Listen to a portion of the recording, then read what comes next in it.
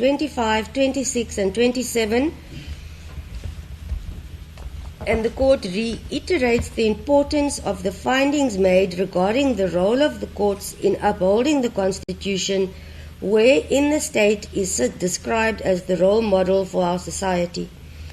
This court is in total agreement with the submissions that it... let me just open this file.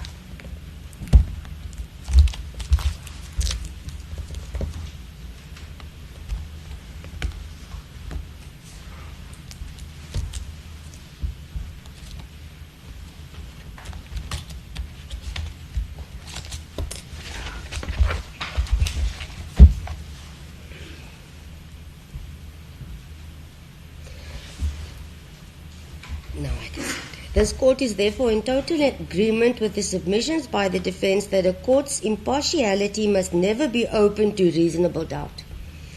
For its moral authority, without it, would cease to enjoy legitimate public confidence and ready compliance with its decisions by all, and that our courts are to defend and uphold the Constitution and the rights entrenched therein. More so when the deprivation of an individual's liberty or freedom may be affected, it is indeed a core right to be enjoyed by all. Paragraphs 28, 29, 30, 31, and 32 sets out all the examples of sentences imposed by our courts as stipulated in the heads of arguments. There is no need to repeat the paragraphs, it was read into the record. What is clear is that there are a variety of sentences imposed by our courts regarding the possession of firearms over the years, pertaining to semi-automatic rifles, pistols, revolvers, including offences that were committed using firearms.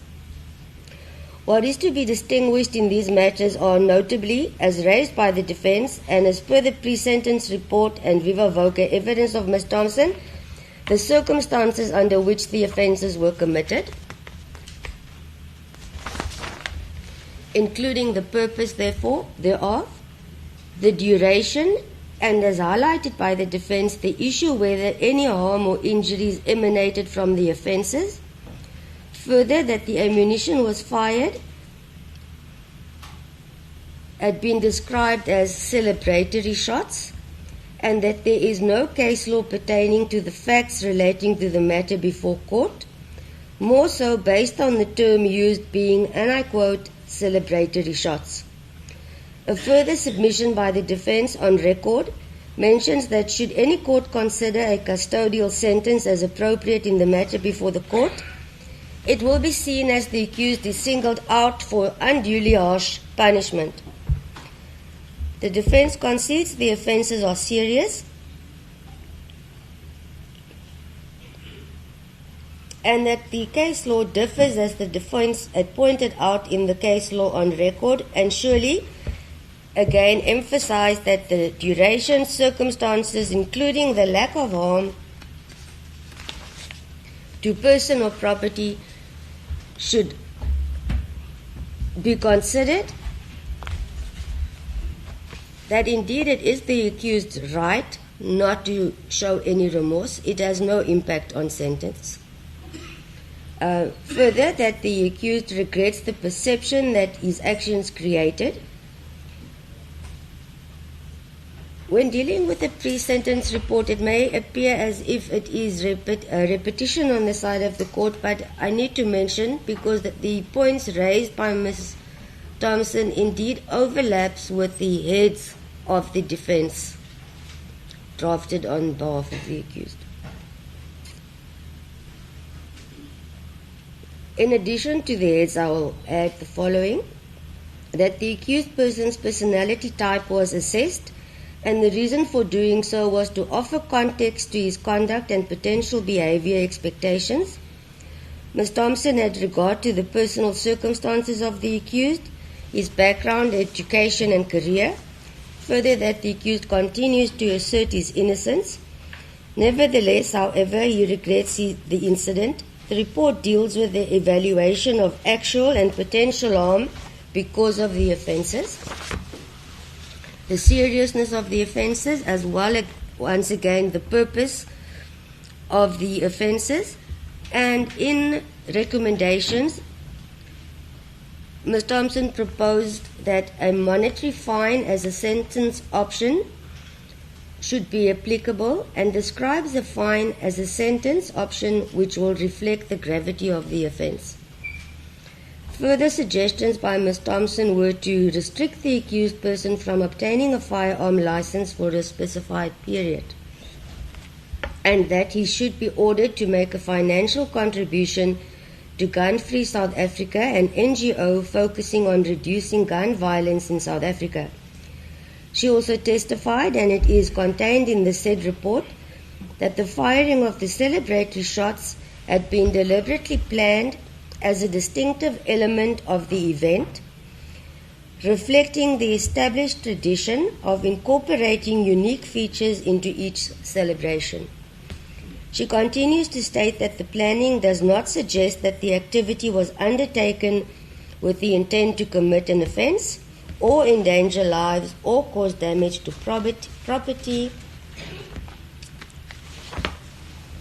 And as mentioned in paragraph 17.3 of the defence heads of argument now, that the careless and reckless discharge of firearms in a public setting conveys an inappropriate message about gun safety and responsible firearm use. Now, in this instance, it was mentioned that particularly when a prominent leader exhibits such conduct. The court agrees with this submission. Further, the court agrees with the submission by the defense that the actions of individuals in positions of influence are likely to be emulated by their supporters, thereby warranting what is perceived to be more severe assessment of their behavior. However, the defense then proceeded to state that the behavior of the accused indeed once again reiterated did not cause harm to person property, and the court was then requested to consider that the said firearm in question was returned to the lawful custodian promptly, and that the celebratory shots were fired in a very short space of time, and that the accused had not loaded the ammunition personally. Further, that the accused had obtained the firearm from an individual most likely affiliated with tactical security services. On this aspect, and on certain aspects raised by counsel yesterday, it's clear this aspect was dealt with in judgment. It refers to the merits, and when we deal with leave to appeal application, it is when the court will hear the merits.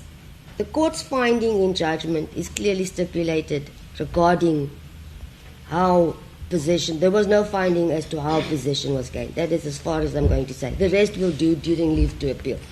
And some of the controversial statements during, how will I say,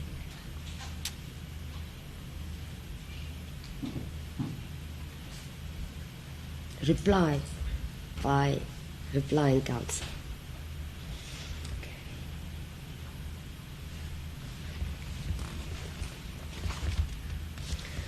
That in essence were the points raised by the defense and the social worker, Ms. Thompson. And as I've stated yesterday, reading the paper gives new meaning when one hears the oral arguments in court. It gives more perspective, insight, to see and hear the tone of how a statement is made has a different impact on a court as a piece of paper which is words. So therefore it was important for the court yesterday to pause when it did and then retire to indeed consider sentence. Those were the aspects as stated, dealt with by the defense, and I will now deal with the aggravating circumstances as indicated or raised by Advocate Caesar on behalf of the state.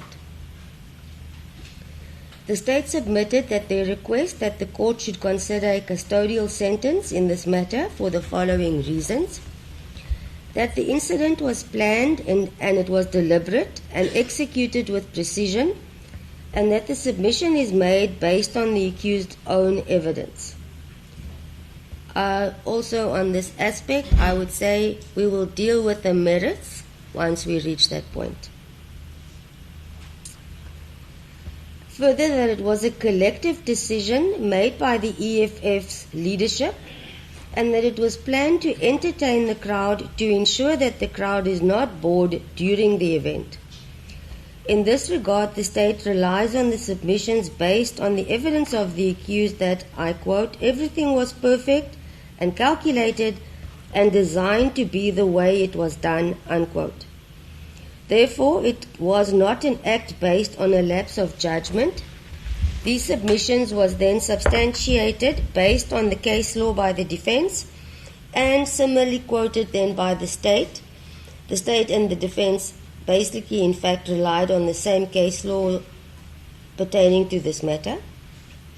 The state continued to submit that on the ballistic evidence presented, it was established that to discharge a semi-automatic rifle in a built-up area densely populated using a .223 Remington round was fired, and that retains lethal kinetic energy on descent. The potential for mass injury or harm was real, it was foreseeable and scientifically established. Mtansane is a residential area. The state alluded to the fact that the accused's position as a public leader and role model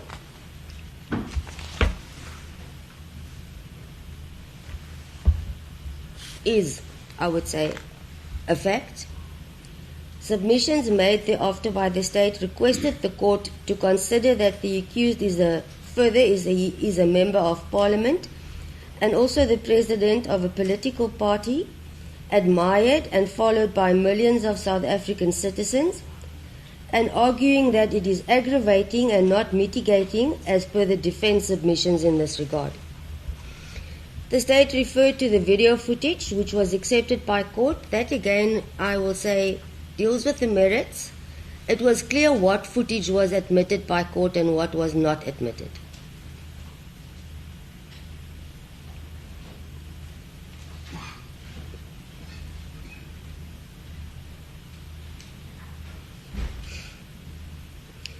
The state alleged that the accused clearly lacked insight and accountability and sought political justification as an excuse, thereby undermining the public confidence in the administration of justice. These submissions was followed by the concerns the state raised regarding the evidence and pre-sentence report drafted by Ms. Thompson and the findings by the witness and the submissions by the defense regarding the brevity of the possession and that it was not accidental, and that the discharge of a semi-automatic rifle cannot be described as benign, and since the risk of injury or harm is extreme. Celebratory purposes in this regard, the state submitted that this type may not be condoned, this type of discharge may not be condoned, and that the law makes no provision for such actions.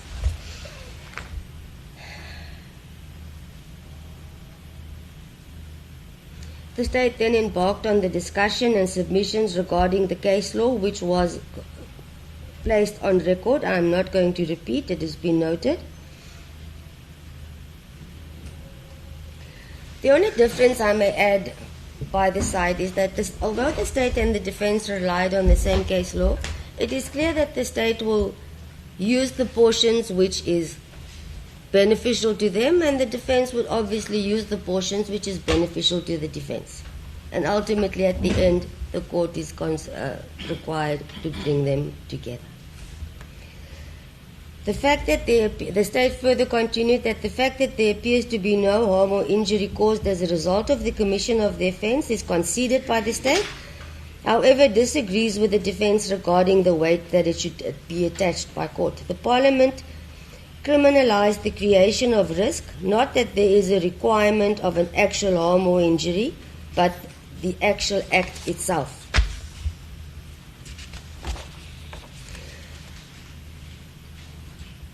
The state continued to highlight three which they termed, I'll say, pointers, that being the imperative of equality before the law. I'm not going to elaborate on that point at this stage. The imperative of proportionality and the imperative of deterrence. Those were the three highlighted by the state.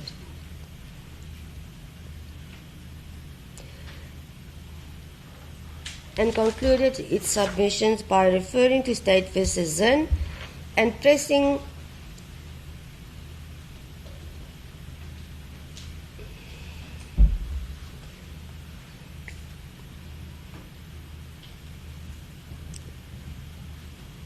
I'm trying to also expedite the sentence. Just a minute.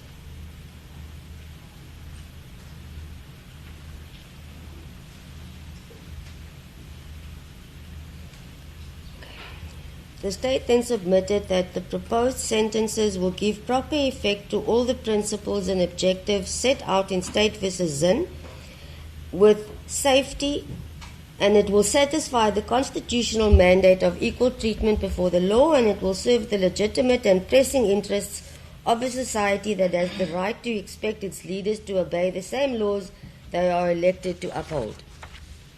Now, the court will proceed with the principles traditionally taken into account by sentencing court. It is a well-known fact that sentence proceedings are the most difficult part of any court proceedings. It does not only affect the accused person, but also the family of the offender, including the society, that being the public welfare, safety concern, and the interest of society. It is also known that a court is obliged to consider the normal aspects of sentence traditionally taken into account before imposing sentence.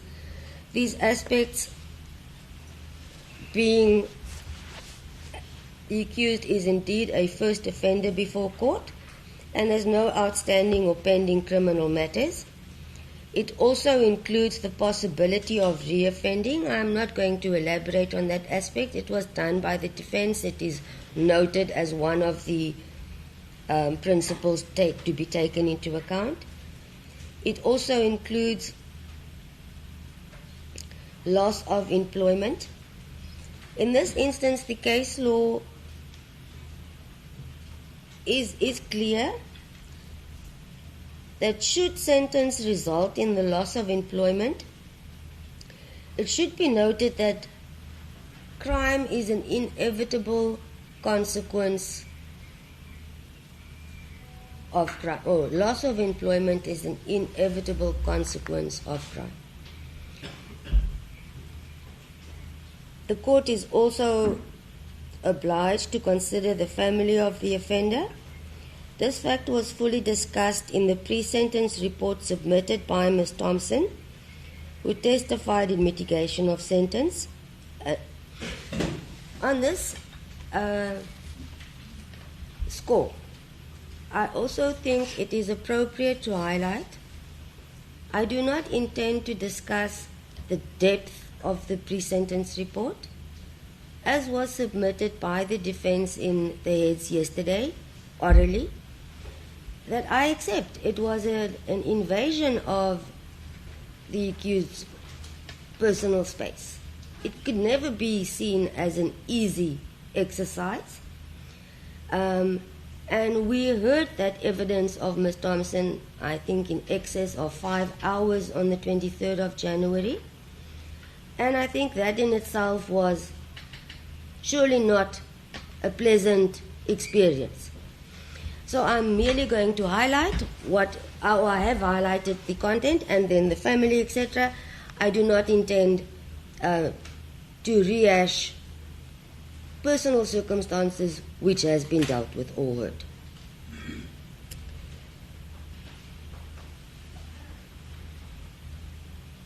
The other aspect that the court needs to consider is the state of health of the offender, and the court was informed that the accused does not suffer of any medical or physical ailments as per the report.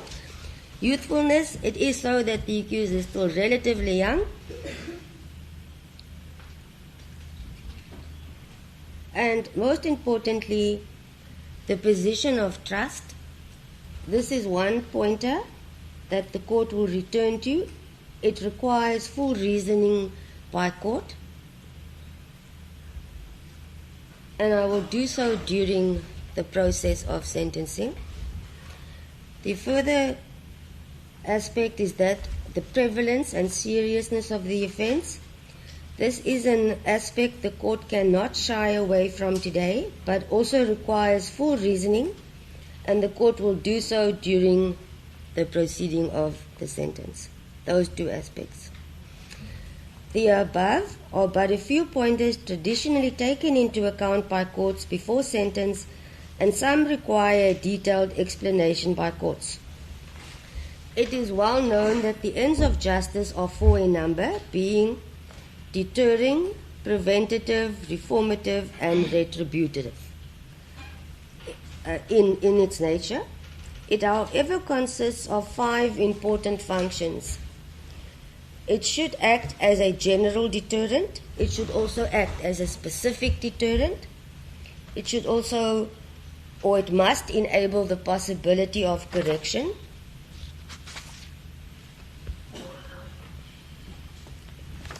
And it must be protective of society. And it must further also serve society's desire that crime be adequately addressed by courts. It is in the public interest that punishment be meted out fairly and without the measure of excessiveness that would mark it as being merciless and unacceptably unfair. The court is mindful that neither the call for true punishment and revenge, neither the cry for understanding must be given undue weight. The ends of justice, as mentioned already, must be given due regard when determining sentence. And it is required that a court should strive to accomplish and arrive at a judicious counterbalance between the elements mentioned and ensure that one element is not unduly accentuated at the expense or exclusion of any other element. It has been often stated in various case law that the sentence imposed should fit the offender as well as the crime. It must be fair to society and blended with a measure of mercy according to the circumstances of each matter. True mercy, therefore, has nothing in common with soft weakness or maudlin sympathy with the offender, since it is a crucial element of our justice system in its own right. It is also not an element that mere lip service is paid to, but indeed a sound factor that each court must consider and which must clearly reflect in the sentence imposed.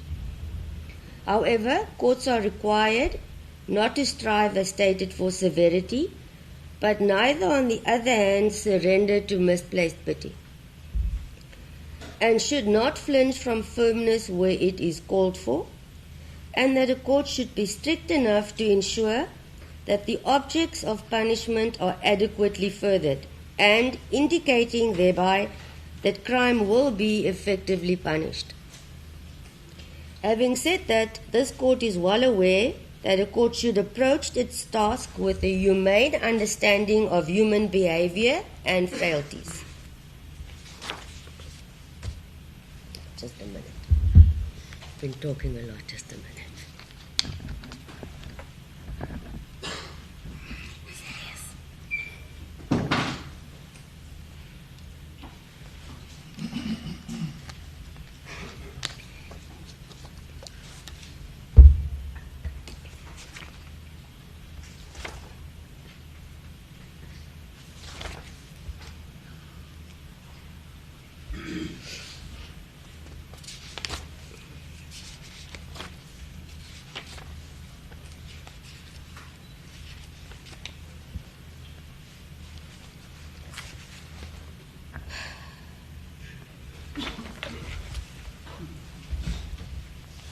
I think at this stage, while we are still proceeding calmly, I'm going to deal with general concerns when reaching sentence regarding matters of this nature.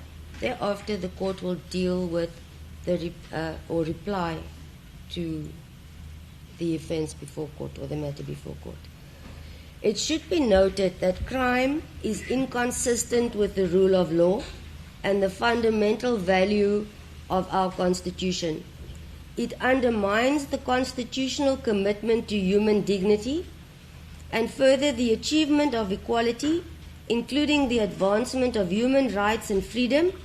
Crime is therefore the antithesis of an open, accountable, democratic government as required by our Constitution.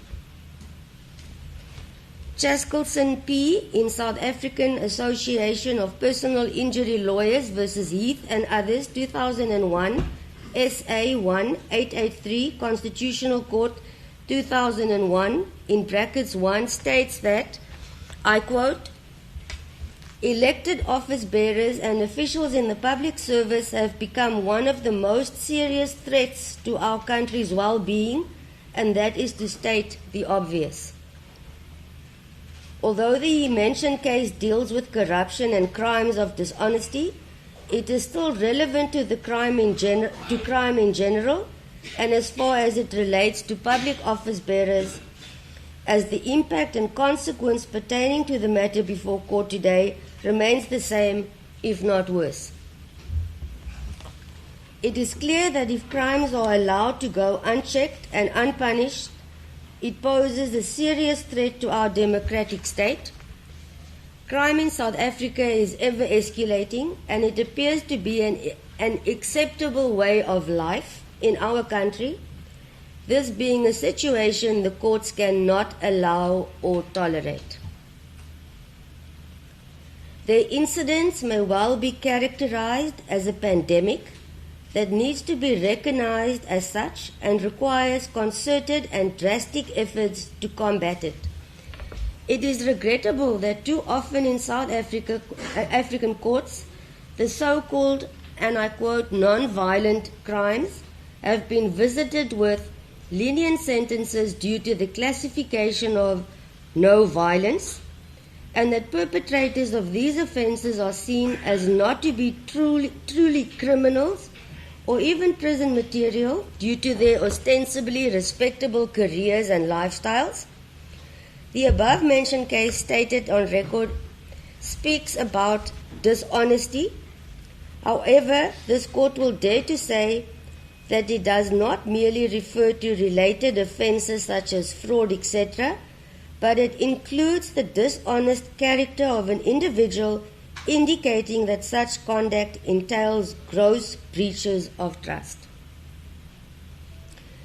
At the beginning of the sentence, the court mentioned the element of trust and that a court should consider before imposing a sentence, and based on the facts of the matter before court, including the circumstances in which the offences were committed, it shouts of the breach of trust and is of great concern to this court today. The accused is in a position of trust and elected as such by the members of society. The conduct of the accused and the effect of his actions and the impact of the conviction on the accused combined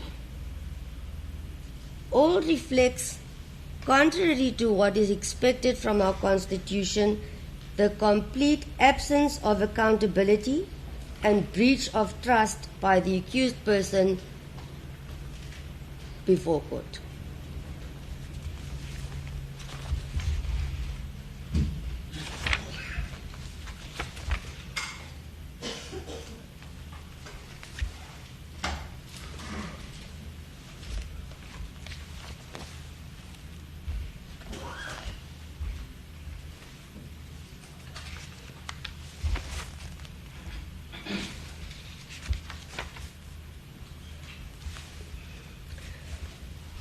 I'm going to try and summarize the response to the defense submissions as follows. It must be noted, and the accused confirmed, that the event was planned. Emphasis on the word event was planned. and that it was a unique established tradition planning an event. Firstly, I stand corrected on this aspect, but what I should have clarified is the following, that this was, according to the knowledge of this court, the fifth birthday celebration was the first of its kind. I do not understand the wording of it was a well-established tradition. We heard that the 10th birthday celebration, what the main feature was, but whether it was an established tradition at the 5th birthday celebration, I'm not aware.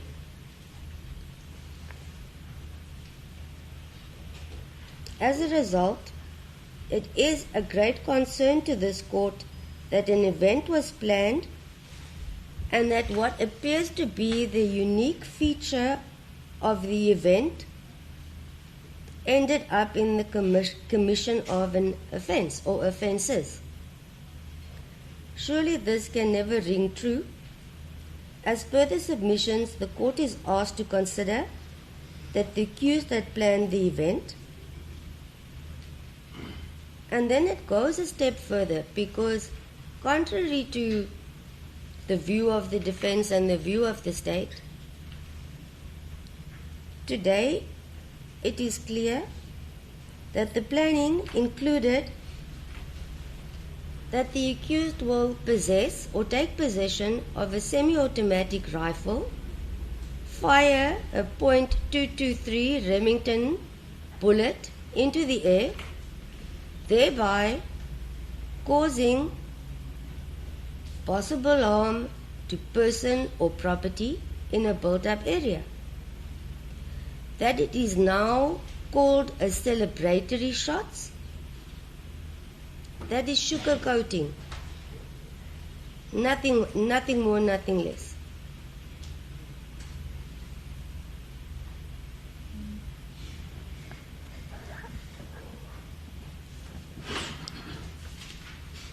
The facts found by court during its judgment, and this is not merits, these are facts.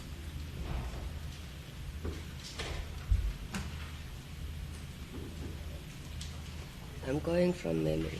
It was the evidence considered was that the accused had decided that the event was planned by the leadership.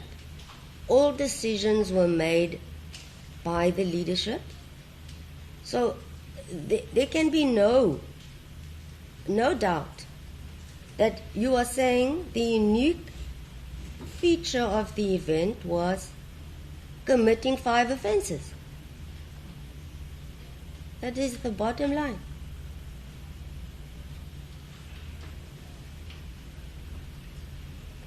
Clearly, planning of this nature is in contrast with the law.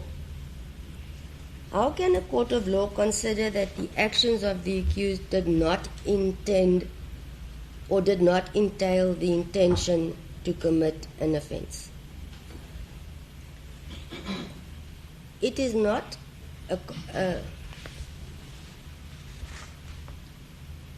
it is not the thinking of the court, it is the facts before court, because that is what happened. It wasn't, as the state correctly stated, an act or an impulsive act. It wasn't, as a result of the case law we heard, an act of passion. It wasn't anger. It was the event of the evening. And therein lies the difference. It should take considerable planning for an event of that magnitude, and I'm deviating from my written judgment, of that magnitude, that as to how, when, and exactly at what time you will take possession of the firearm, where you will fire it from, at which point we all know then, Mr. Snyman, you returned the firearm to Mr. Snyman. That finding was made by court. The court did not find it was handed to you by Mr. Snell. That is what I'll say in that regard. So that to reason any otherwise is nonsensical. This is a decision that a person made to possess a semi-automatic rifle unlawfully, and including the decision then to proceed and fire the said rifle in a built-up area in a crowded stadium. The decision to break the law has been made, and it was made with the approval of the accused person and the leadership.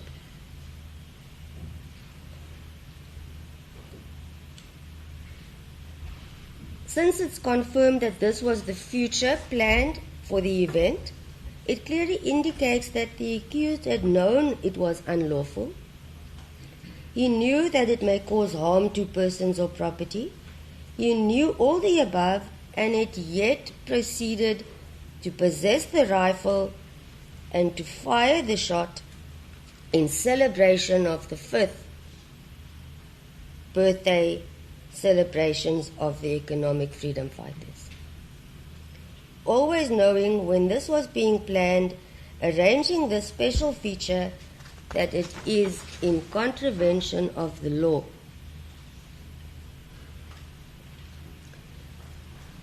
And that this decision was made long before the actual event. Such acts can never be condoned by this court in any instance.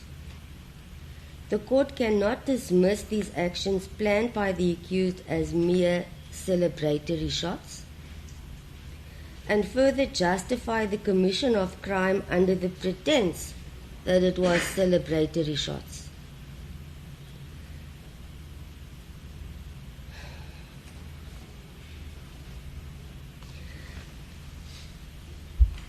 Much has been said yesterday regarding other offenders who've committed acts of this nature, worse, who has not been brought before a court of law. This court is not in a position to answer for those matters. Safe to say, I trust that surely the long arm of the law would reach and bring those offenders or suspected offenders before court. This court can only reply and answer for the matter before it, not for what has been said was done by Mr. A to Z or Miss A to Z. I'm unable to do so. My focus is on this matter solely.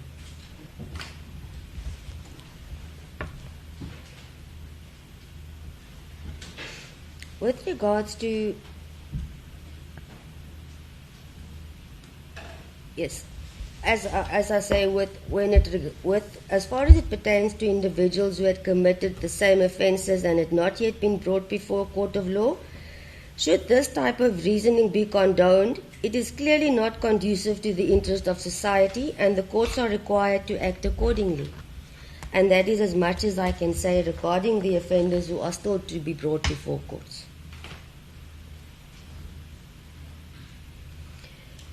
The other aspect that is aggravating in this matter and which needs to be mentioned is the astronomical financial impact this matter has had on the taxpayers' pockets or at the taxpayers' expenses. By saying that, please, that is not laid at the foot of the accused person solely, not at all. It was your right to take this matter on trial. I'm saying merely that a trial of this magnitude involved tremendous human or manpower if we look at the ballistic side of this matter alone. The transport of firearms from KZN to Quebeca and back, the ballistic unit resources and equipment, preparation, SAPs.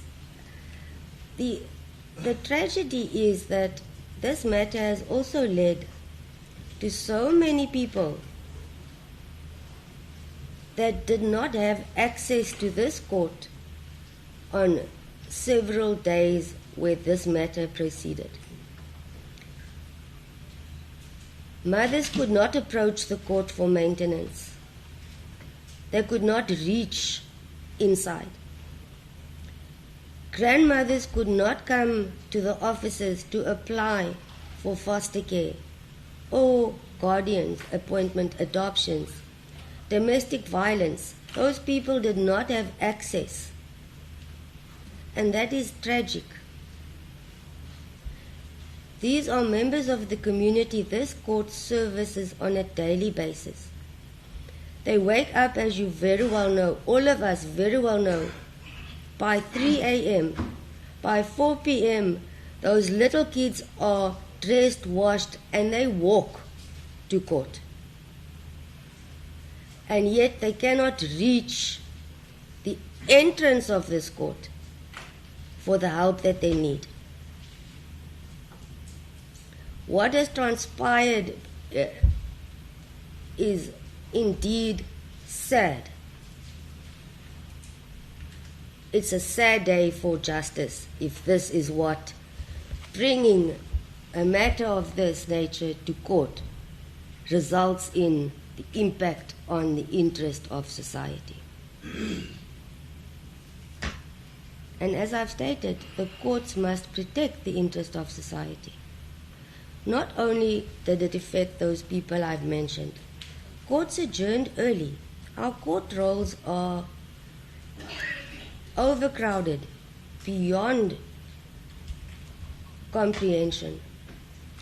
Inmates had to be returned to correctional services, leading to the extension of the overcrowding of prisons or correctional facilities. Witnesses who traveled from far, who lost a family member, let us say in a murder incident, they did not get closure on a specific day which was allocated to them for their matter to be heard. They have to come back. So yes, this matter indeed is sad because it has an immense tragic effect on the administration of justice and the very interest of society that is to be served by justice and its staff and courts.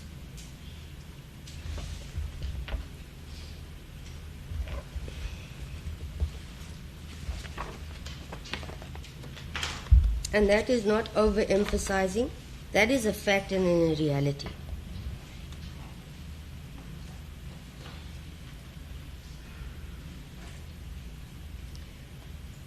The only aspect I'll mention with regards to the time frame of the actual possession of the rifle, yes, indeed, I agree it was very short.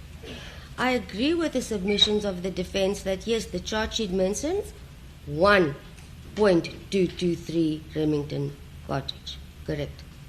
I agree that the charge sheet mentions 1 SPA 249. Therefore, the court is limited to what you have been charged for, and that is what I'm dealing with. Nothing more.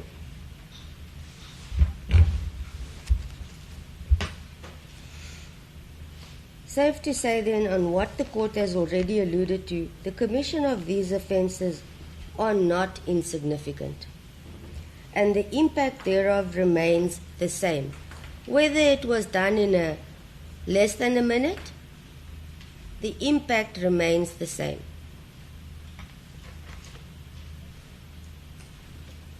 Now, this is a difficult matter to raise because it was alluded by the defense that should a custodial sentence be imposed by court, it will show that the accused is singled out to endure a harsh sentence.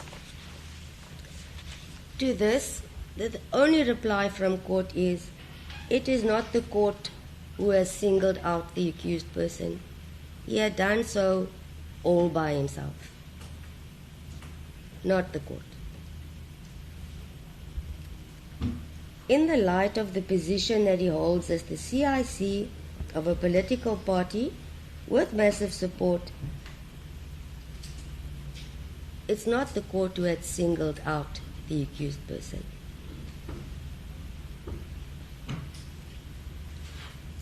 the fact remains there is a significant amount of accountability on the accused,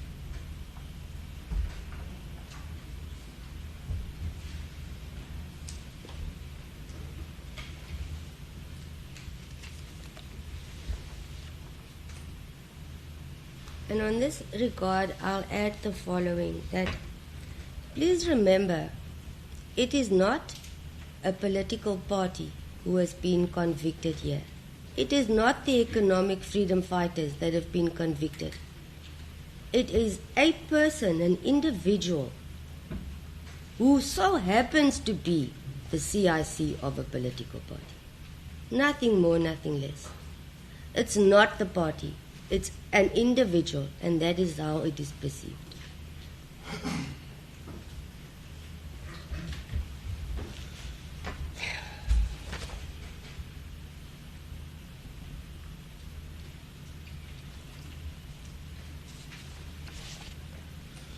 And while I'm on the topic which is uncomfortable for everyone, let us continue with this political trend that is followed. This court heard, as I've stated, plus minus 19 witnesses. Not a single witness testified before this court testified regarding any political facts, or that is not facts before court. The evidence or political agenda was raised by the accused, which is your right. But those are not facts as part of the state's case. And that's where it ends. A court of law and politics do not blend. The two do not collide. Judiciary stays in its lane. Politician stays in their lane. The easiest way to explain this is, I think the minds of a jurist and the minds of a politician do not function on the same frequency at all. Hence, a court is expected to remain independent, dispense with justice without fear, favor, or prejudice, and that is the duty of this court. The rest is of no interest, only the law.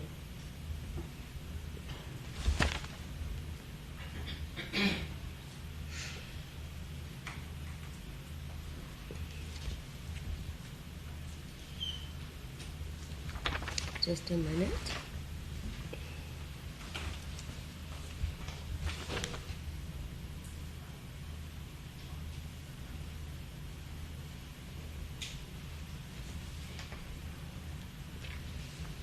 On this topic, I'll end off by saying,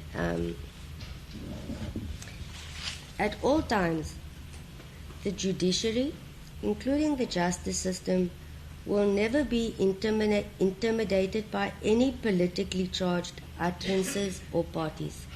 There is no room in a court of law dealing with a criminal offense for the court to enter into politics at all.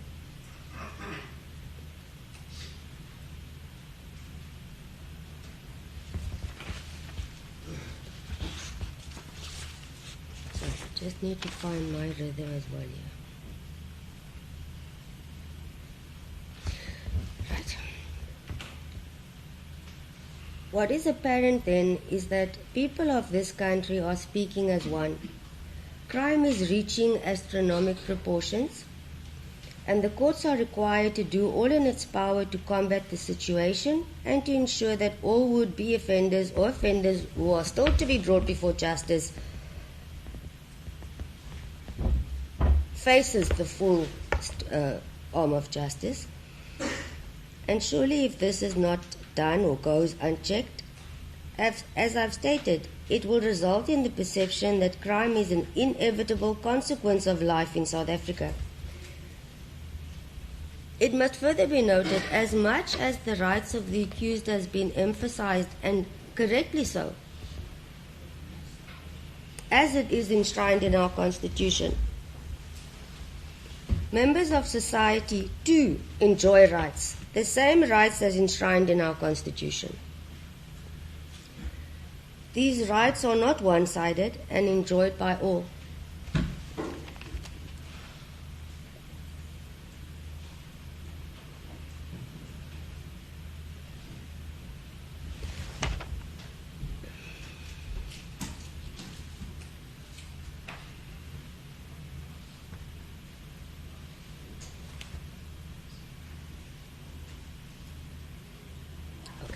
I'm about to end off. I just want to briefly refer to our engagement yesterday in the oral submissions by the state and the defense regarding the two case laws submitted, one by the defense and the other by Advocate Caesar. Just want to get to the relevant part. Yes. Okay.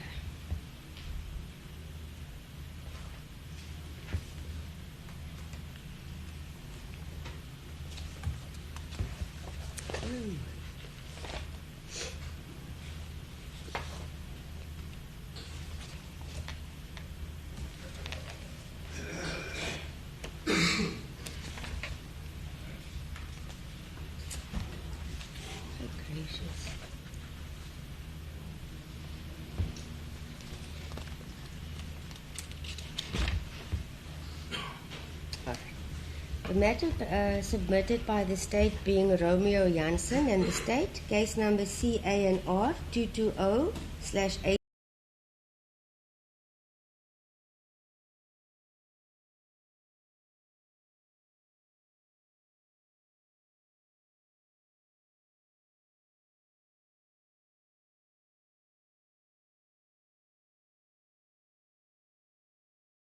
In this instance, it was interesting to read both.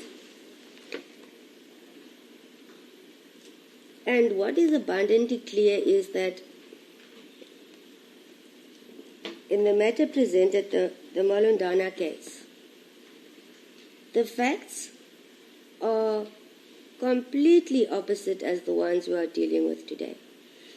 In the matter submitted, the Malundana matter, was a gentleman of 62 years old who had, after a very long period of time, secured employment as a security officer protecting a school, which led to him firing a handmade firearm. The difference in that matter, which the judges considered as sentence and mitigation of sentence, is the accused there had pleaded guilty. He had also spent a period of time incarcerated, 4 months in custody before. Further, he was also a first offender. He had assisted the victims at the scene, and he himself had called the police to come and assist. He had also contributed to the costs of the family who suffered in the incident. That is the set of facts unique to that matter. Now, what is interesting in the Janssen matter, counsel argued yesterday that the matter cannot be of assistance to the court. I disagree on that aspect. Indeed, it was. Because I think it was said that he had previous convictions, Janssen. But when you read the actual judgment, the judge states clearly that the accused was treated as a first offender despite having previous convictions. So that is not relevant. That was, he said, and he was found to be, or having been in possession only. There wasn't a crime that was committed on the day he was arrested with the firearm. And then interestingly, after being asked by the defense that all people be treated equal, it was submitted that Janssen is a gangster, therefore a member of Fat Boys, and therefore sentence of custodial sentence is in order.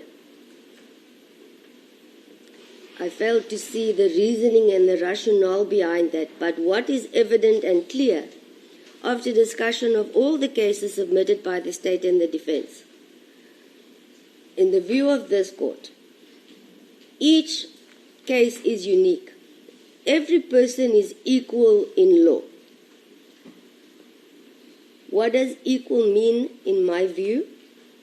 That the court should ensure that accused rights to a fair trial is protected and that it applies equally to every individual who appears before a court of law. Sentences, we have this contradiction and variety because, as I've stated, each set of circumstances and facts are unique. if we take, without disrespecting a gangster, we cannot say for gangsters, right, there's a sentence of 5 years. For politicians, it should be 6 years. For the homeless person, it's 10 years. No. It's done in its totality. And unfortunately, the accountability on a public office bearer is a lot more. It weighs heavy than that of the regular South African person. So by saying that, that doesn't mean you are not treated equally or the accused is not treated equally. That is not what equality, in my view, entails.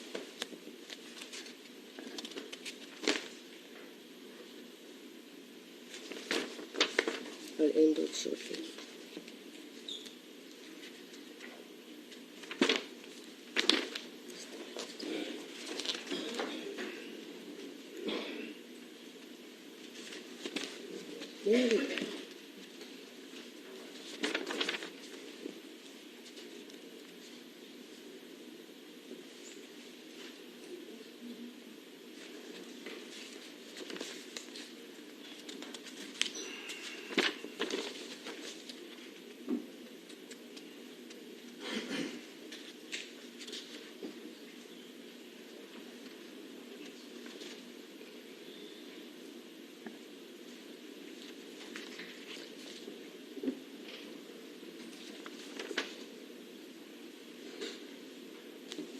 Just a minute.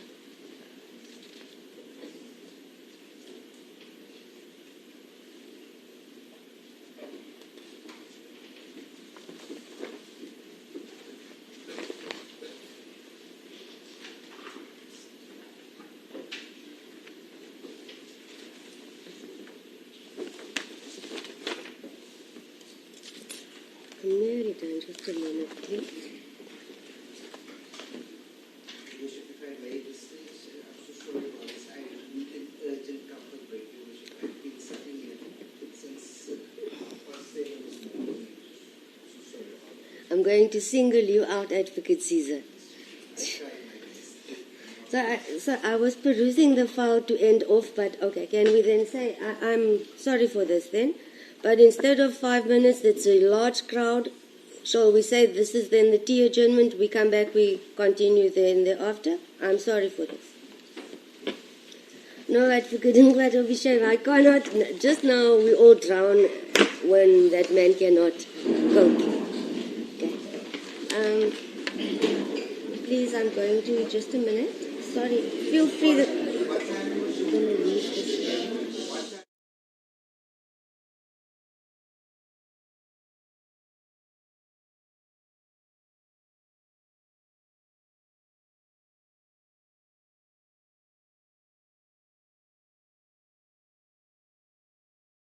To come back and continue.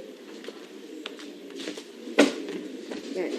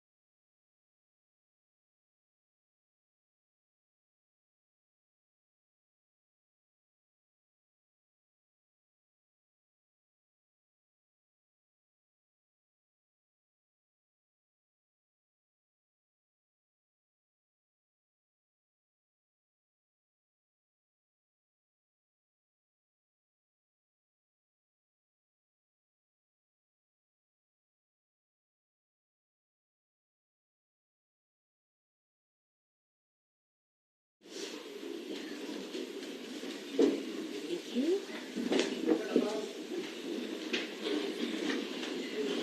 you.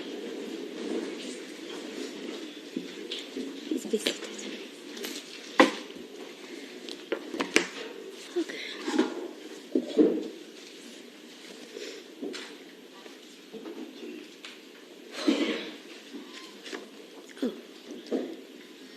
We are back on record then for resumption of RC 446 of 2020, and I will proceed where we left off.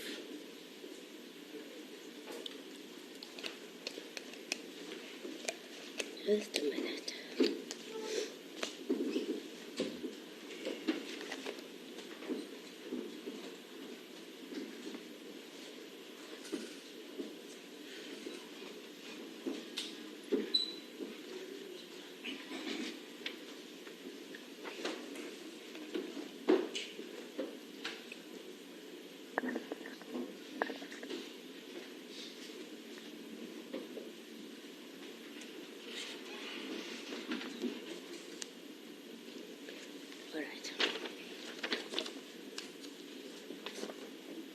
I will then proceed and in summary just add the following before pronouncing the sentence, is that we should also keep in mind the magnitude of the offence that the accused has been convicted of. We've heard daily or weekly of children playing in their front yards in the street who are caught in crossfire, random shots fired, killing people. It's just the first time that we hear it's being called celebratory shots.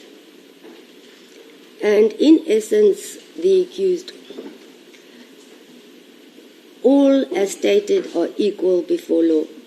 But in your instance, it cannot be said that you are not accountable due to the position you find yourself in. You are accountable to members or citizens of this country, to your followers, to the youth. And that accountability stems from your position. And that is where I'm going to end this. You may please stand up. Not the court only. Sorry. Maybe I should be clear. Sorry for that. All right. After careful consideration, and I can show you I have done so, free of any interference, this judgment or sentence is the sentence of this court and this court alone. In respect of count 1, you are sentenced to a period of 5 years imprisonment. In respect of count 2, you are sentenced to a period of 2 years imprisonment. In respect of count 3, you are sentenced to 20,000 rand or to undergo 6 months imprisonment. In respect of count 4, you are sentenced to 20,000 rand or to undergo 6 months imprisonment. In respect of count 5, you are sentenced to pay a fine of 20,000 rand or to undergo 6 months imprisonment. In terms of Section 280, subsection 2 of Act 51 of 1977, the court orders that the sentence imposed in respect of counts 2, 3, 4, and 5 run concurrent with the sentence imposed in respect of count 1. You may be seated. Thank you.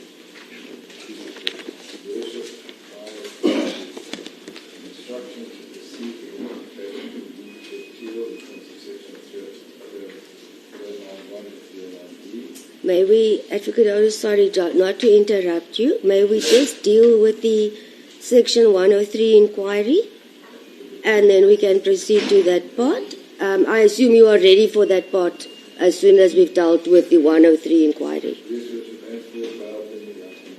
Certainly. Okay. Let me just find my notes here.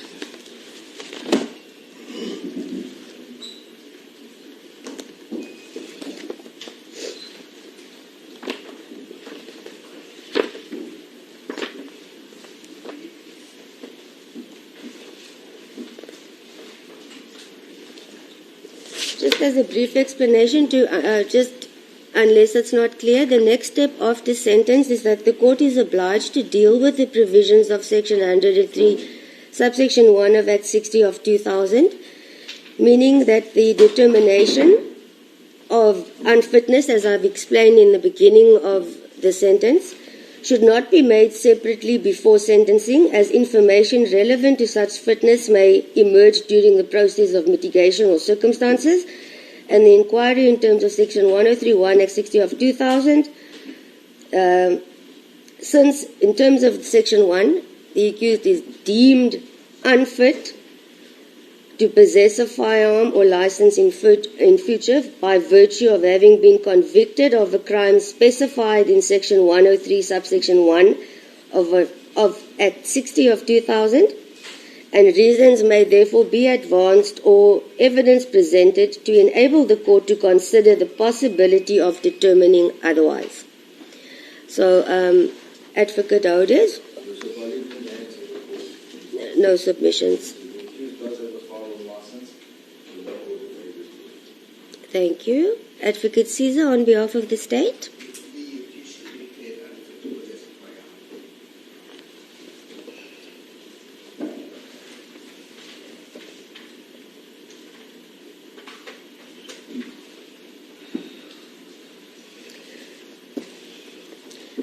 Due to the reasons provided by court during sentence and that we are dealing with unlawful possession, due to the virtue of the nature of the offences, the court therefore makes no otherwise order and you remain to be deemed unfit, and it is followed by the following further order by court, that Section 103, subsection 1, read with the provisions of Section 104 of Act 60 of 2000, the accused then remains to be deemed unfit, and the effect of the declaration of unfitness is as follows.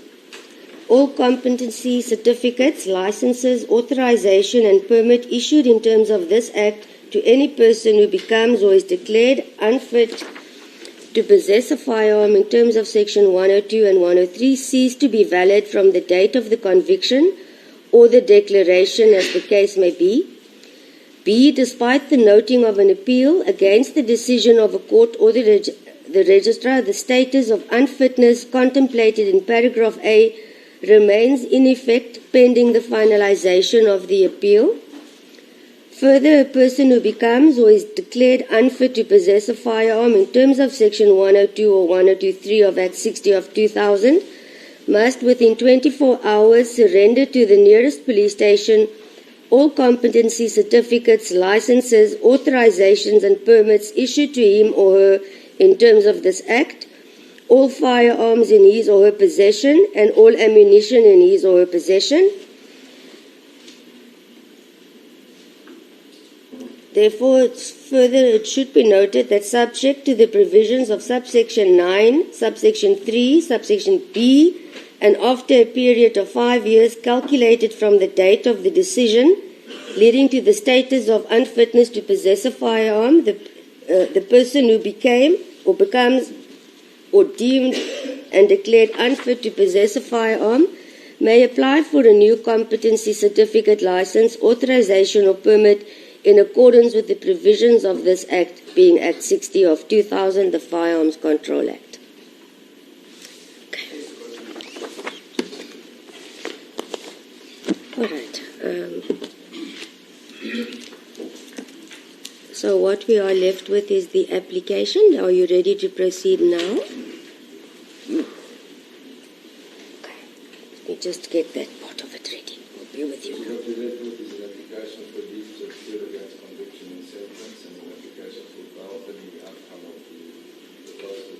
Yes.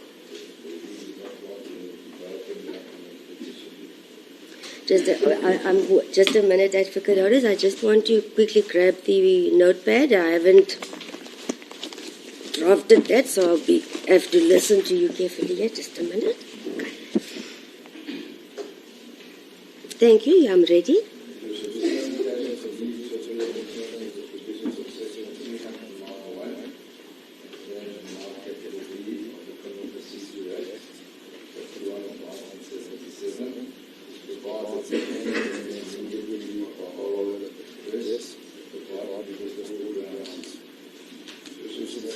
application for leave to appeal to the High Court of South Africa, East Cape Division, held at Grahamstown, against the whole of the judgment convicting the accused of, firstly, unlawful possession of a firearm in contravention of Section 3 of the Firearms Control Act 60 of 2000, to wit a .223 Narinka rifle and or a firearm the make of which is unknown to the state without holding a license, permit or authorization. The second count, Your Worship, that we seek leave to appeal against is unlawful possession of ammunition in contravention of Section 90 of the Firearms Control Act 60 of 2000, to wit a .223 Remington bullet without holding a license, permit, dealer's license, manufacturer's license, gunsmith's license, import or export or new transit license, or other authorization to do so. The third count, Your Worship, is unlawful discharge of a firearm in a built-up area or any other place in contravention of Section 120 sub 7 of the Firearms Control Act 60 of 2000, to wit the CSIC Lukashi Stadium in Lansani. The fourth count, Your Worship, is unlawful failure to take reasonable precautions to avoid danger to personal property in contravention of Section 120 sub 3 sub C of the Firearms Control Act 60 of 2000, in that the accused of control of a loaded firearm, to wit a .223 Narinka rifle and or a firearm the make of which is unknown to the state, in circumstances where it created a risk to the safety or property of the general public, attending the 5th Economic Freedom Fighters celebration. And finally, the fifth count, Your Worship, is reckless endangerment to a person or property in contravention of Section 120 sub 3 sub B of the Firearms Control Act 60 of 2000, in that the accused unlawfully discharged or otherwise handled the firearm, to wit a .223 Narinka rifle and or a firearm the make of which is unknown to the state, in a manner likely to injure or endanger the safety or property of the general public attending the Economic Freedom Fighters celebration, residents of Mdansani and the employees of Gear House, with reckless disregard for the safety or property of the general public attending the 5th Economic Freedom Fighters celebration, the residents of Mdansani and Gear House employees. The Worship, this application for leave to appeal is based upon the following grounds of fact and law. Firstly, this is in relation to the convictions, Your Worship. In assessing the evidence, having acknowledged that the court was obliged to evaluate circumstantial evidence in this matter, the court had regarded to the often quoted dictum in Rex v. Blom and held that there are two cardinal rules of logic which cannot be ignored. And there's a quote from Your Worship. There are firstly that the inferences sought to be drawn must be consistent with all the proved facts, and secondly the proved facts should be such, and Your Worship said, I quote, that they exclude every reasonable inference from them save the one sought to be drawn. Yet, we say, Your Worship, that Your Worship, the magistrate, committed a material misdirection not having any alternatively sufficient regard to all of the facts that militated against the guilt of the appellant, of the accused at this stage, Your Worship. We say that this occurred despite, Your Worship, the magistrate having held, and there's a quote here, Your Worship, the court must not take each circumstance separately and give the accused the benefit of any reasonable doubt as the inference to be drawn to each one so taken. It must carefully weigh the cumulative effect of all of them together, and it is only after it that it has been done so that the accused is entitled to the benefit of any reasonable doubt which it may have as to whether the inference of guilt is the only inference which can be reasonably drawn. To put this matter in another way, the state must then, as stated, satisfy the court that each separate fact is, let me rephrase as stated, the state must satisfy the court not that each separate fact is inconsistent with the innocence of the accused, but the evidence as a whole is beyond reasonable doubt inconsistent with such evidence. Yet we submit that Your Worship committed a material misdirection not having any alternatively sufficient regard to all of the facts that militated against the guilt of the accused. In this regard, we say further that Your Worship further erred in holding that, and there's a quote, a number of circumstances, each individually very slight, may so tally with and confirm each other as to leave no room for doubt of the fact which they tend to establish, though each taken by itself, but as light as a feather, however, join them together, you'll find them pressing on an individual with the weight of a millstone. And we say that you further erred in this regard, Your Worship, when you held. It is further described that in cases surrounding circumstantial evidence and circumstantial evidence alone. Evidence varies infinitely in its strength in proportion to the character, to the variety, to the independence one of another, and one might describe it as a network of facts cast around an accused person. That network may be that strong as it is in part, and it may also leave gaps and may then allow the accused person safe passage. It may be so close, so stringent, so coherent in its texture that no efforts on the part of the accused can break through. It may also come to nothing, and or, on the other hand, it may be absolutely convincing. The law does not command that you should act upon certainties alone. We often ought to act upon just and reasonable convictions founded upon just and reasonable grounds. The law asks for no more, and the law demands no less. I further refer to State v. Kwanda, 2013, 1 SSCR 137, Supreme Court of Appeal, where Murray J. stated that such an inference is only justified where the state has established facts from it can properly be inferred by a court. We say the court mentioned but only paid mere lip service to the issues raised in argument on the merits on behalf of the accused, did not have sufficient or due regard thereto.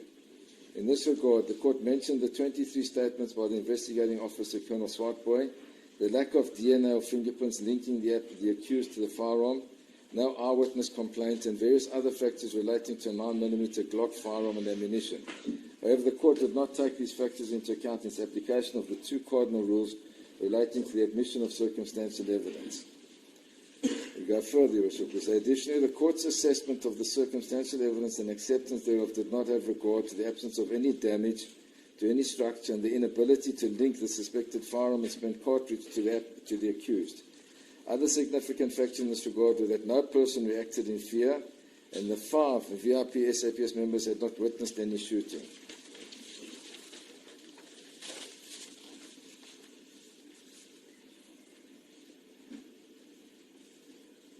I'm sorry, if you can just mark there where you are busy with.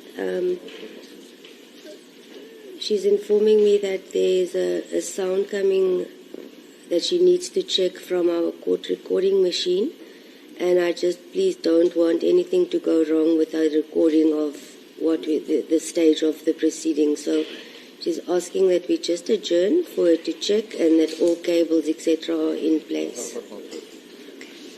I'll just leave, please. I'm not going to pack up everything, just leave it here, and then I'll be, when you're ready, they'll indicate to the police and I'll enter. Thank you. Court will adjourn.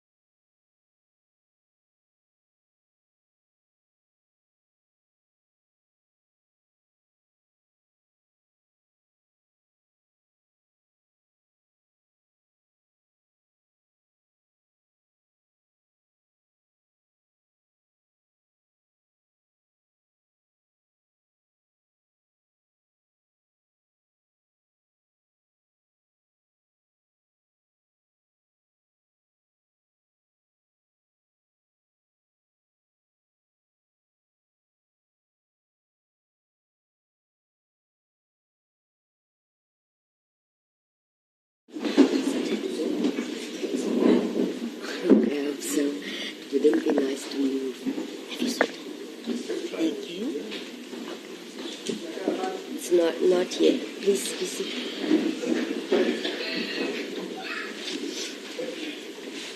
Abongile.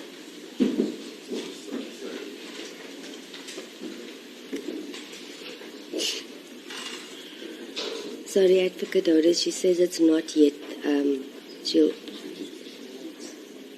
Oh, you must go ahead. Okay, sorry. She said you'll go ahead and she'll indicate if it's now clear. Thank you.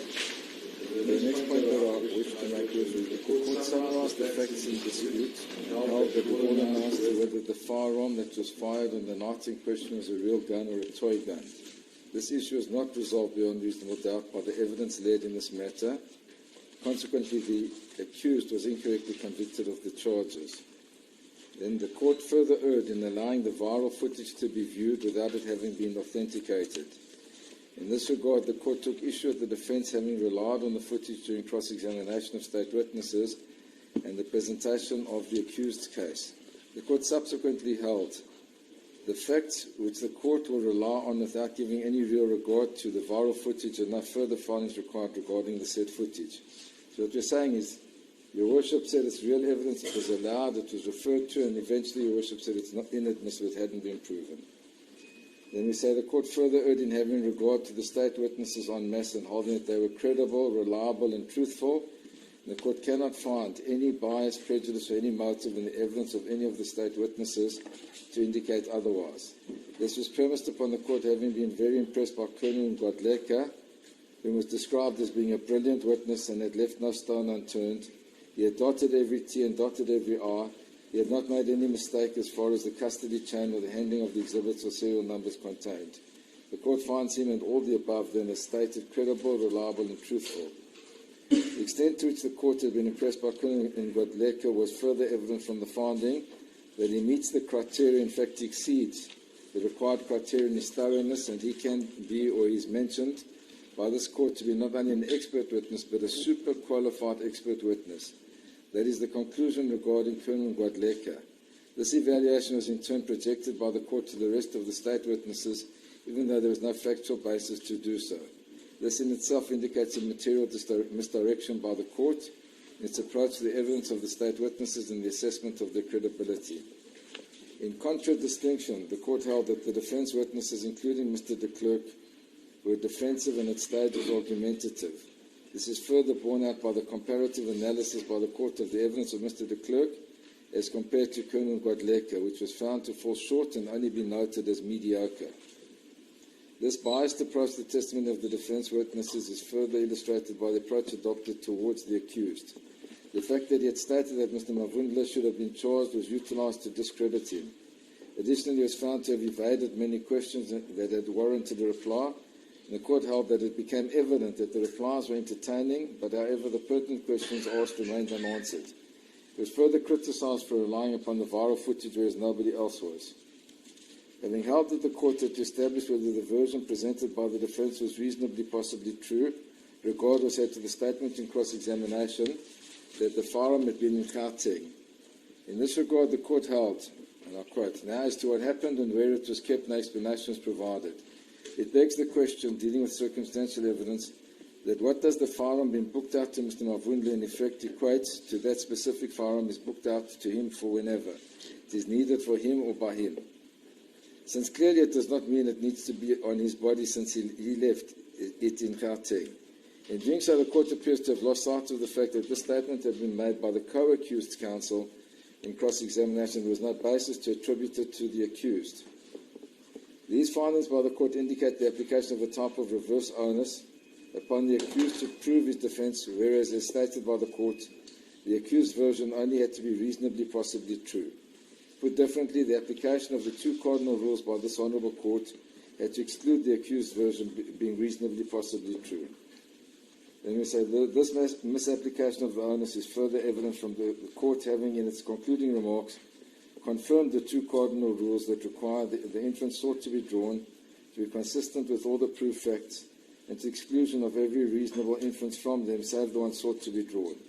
This could never be the case in the absence of any objective corroboration that one would have expected to be present at the scene. such as damage to property, injury to people, or at the very least an expression of fear by anybody from the many people that have been in attendance at the celebration. And finally, in relation to the conviction, Your Worship, what we say is at the very least, it cannot be said that now the court might find differently or have a different assessment of all the evidence led in this trial. Consequently, it is respectfully submitted that the accused is not only a reasonable but a good prospect of success on appeal, and this application for leave to appeal against the convictions ought to be granted. In relation to sentence, Your Worship, we submit the following. We say that the sentence imposed by this Honourable Court is startlingly inappropriate to the extent that it induces a sense of shock. We say further, due regard being had to the prevailing circumstance at the time of the commission of the offences, and more specifically that they all relate to the same event in a very limited period of time that did not exceed 1 minute, all of the counts ought to have been taken as one for the purpose of sentence. There is no need or basis to impose separate sentences in respect of each charge, as this Court did. We say further, insufficient regard was had to the personal circumstances of the accused. Most significantly, he is a 45-year-old first offender who was 37 years old when his offences were committed. He has not been convicted of any other offences in the interim. Additionally, he is married. He has 3 children and a wife to support. He is in full-time employment. He is also involved in community projects and regarded as an asset to the community. There is no basis to contend that he is a danger to society, thus ought to be removed from society. In this regard, Your Worship, I wish to highlight that no regard is had to the fact that he's led a blameless life during the duration of this trial, and he hasn't committed any other offence, and this was not taken into account in the sentence that was imposed. Furthermore, when it came to his community project, Your Worship questioned the social worker who testified, Ms. Thompson, in relation to the soup kitchen under a question to clarify, and it went as follows, Your Worship, just to indicate the approach of Your Worship. It's at page 163 of the record. Your Worship says at line 16. Okay, let me leave that. I have only 2 aspects left. No, few in fact. Because if I had it before the time, it may have been a different story. The other issue, not an issue, but if you can explain. I think we go in the circle of a radius of 5 kilometres on each side of the court building. We're going to find about 4, 5, 6 soup kitchens. So, and this soup kitchen is specifically to the area of Mr. Malema is coming from. Ms. Thompson says, correct, Your Worship. The court says, so that is, what value must the court attach to that? Because I read it is from donations. Ms. Thompson says, part of, yes. And through the facilitation of the involvement of the accused, Your Worship, so Your Worship says, say it will continue. She says, it will continue most likely, yes. The court says, okay, so there's nothing special about the soup kitchen. Ms. Thompson says, there is. Then Your Worship cuts her, and Your Worship says, except that he may want to be very thankful that people are being served a meal that is outstanding. Ms. Thompson says, yes, Your Worship, and it was mentioned as part of the consideration in terms of the risk of reoffence. So the point we're making, Your Worship, is Your Worship undermined, with respect, the role that the accused makes to society. Put quite differently, Your Worship, neither, to my knowledge, does Your Worship or anybody else in this court have the right to claim that they started or initiated a soup kitchen, but Your Worship belittled that approach by saying, there's so many of them, they don't need him, whereas it was he who initiated it. So I needed to make that point. Turning to a more detailed list of what Your Worship had dealt with today, at the outset, Your Worship foresaw an application for leave to appeal. When Your Worship said, as to the firearm received from TSS, I dealt with this in my judgment. It will be an aspect for leave to appeal in the merits. There's no such finality in my judgment. This will rest until the leave to appeal. So it's quite clear, with respect, Your Worship, that you envisaged that there would be an application for leave to appeal, and that, with respect, permeated your judgment on sentence. When it comes to aggravating circumstances, Your Worship, you said that Advocate Caesar had highlighted and submitted that a custodial sentence was a normal, or was the right sentence, because this was a deliberate and executed with precision. And once again, Your Worship said these merits will be dealt with when we reach that point. So what we submit, Your Worship, is it was always envisaged by Your Worship that there would be an application for leave to appeal, and that this sentence bears that out.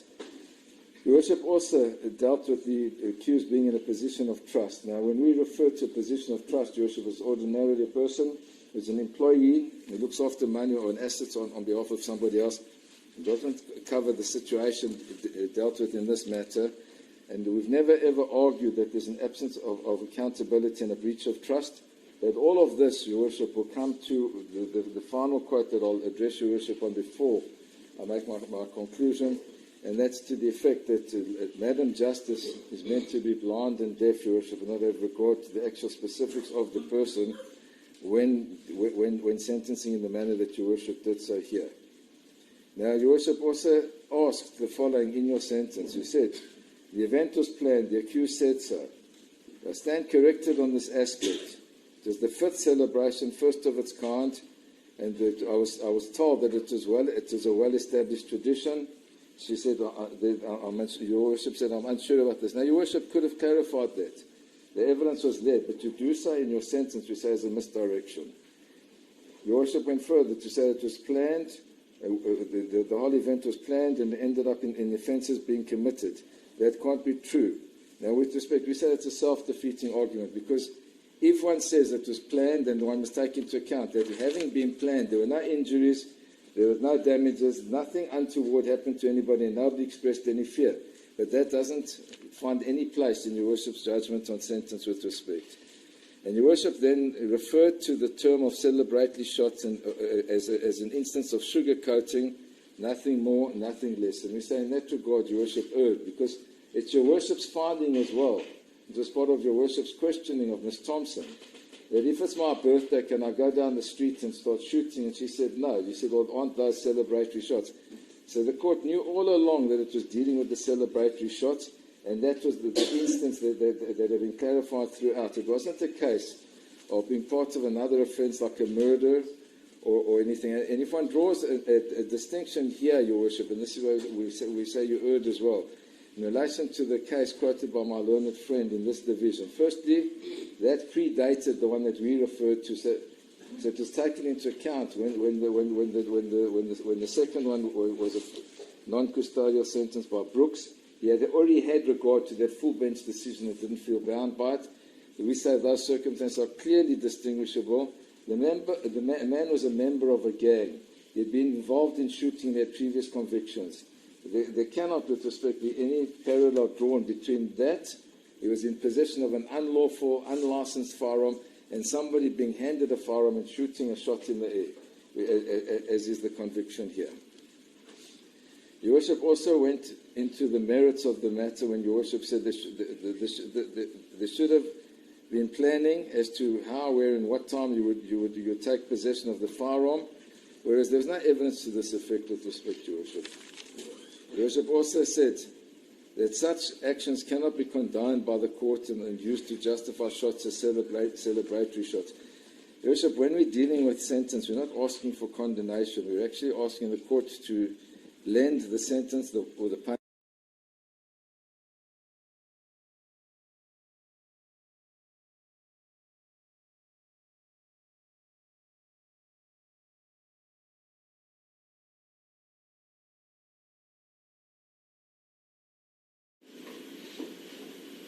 Of this matter being brought to court or not being brought to court. Now, with respect, Your Worship, the accused was asked on this. He was asked, who do you think is behind this? And he gave the version. He said, I believe EFF Forum is behind this. That was his version. This has caused a lot of consternation in this court. Even Your Worship yesterday said to my member of my team, Mr. Toby, why are we bringing EFF Forum into it? And all he said was, it's in their heads, I've got to, and then Your Worship left it. Once it had been said, it was the state that had raised it, but it was unfair to attack Mr. Toby in that regard.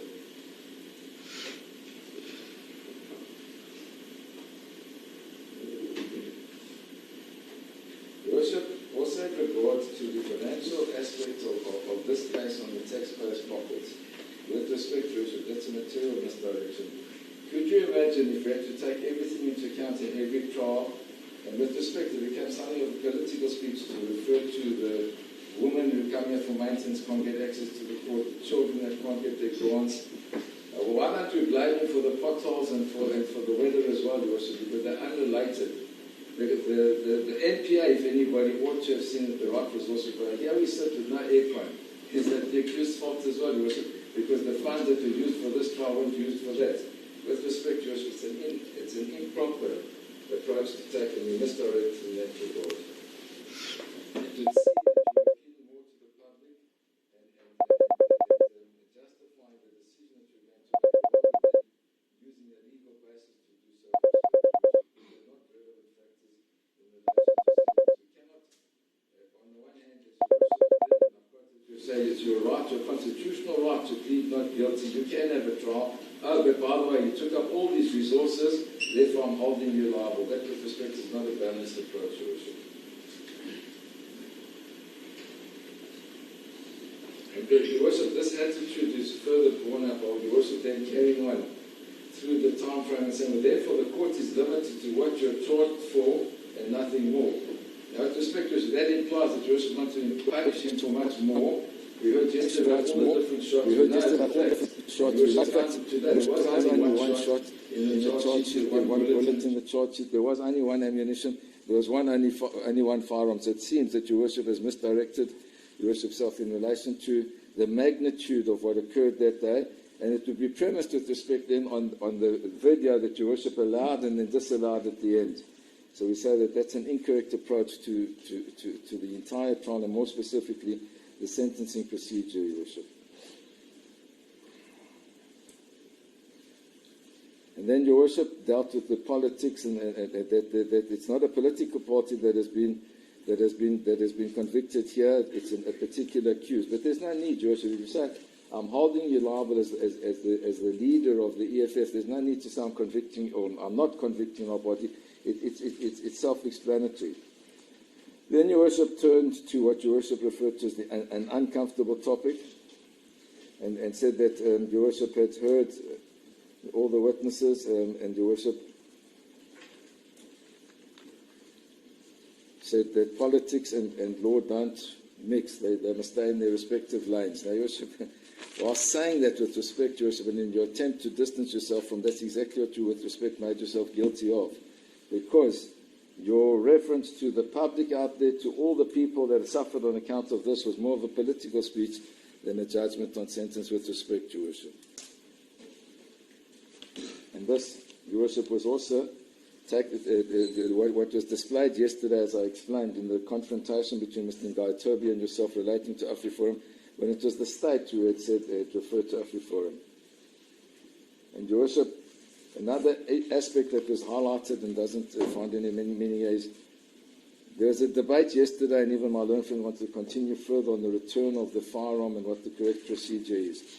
Your Worship, there can be no doubt, and Your Worship knows that Section 34, the court must make an order returning. The state can't decide halfway through a trial or at any juncture to return the firearm, and that ought also to have been part of Your Worship's judgment, that the rifle may be returned to its lawful owner.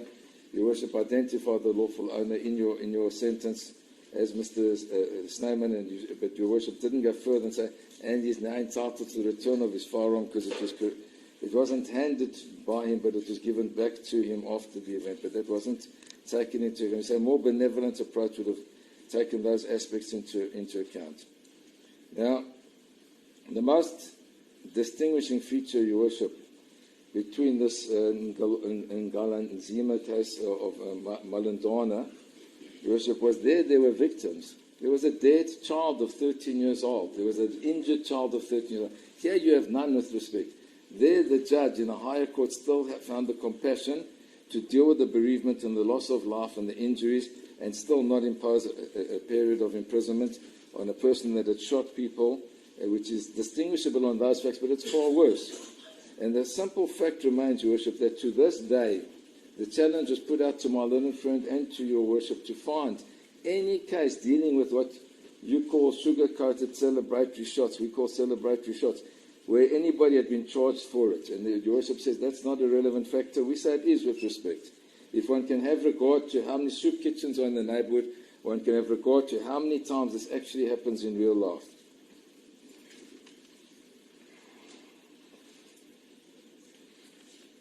And Your Worship, having berated the accused for taking so much of the court's facilities and time, then turned around at the end of it and said, each case is unique, everybody's equal before the law, and everybody has a right to a fair trial, so we're all equal.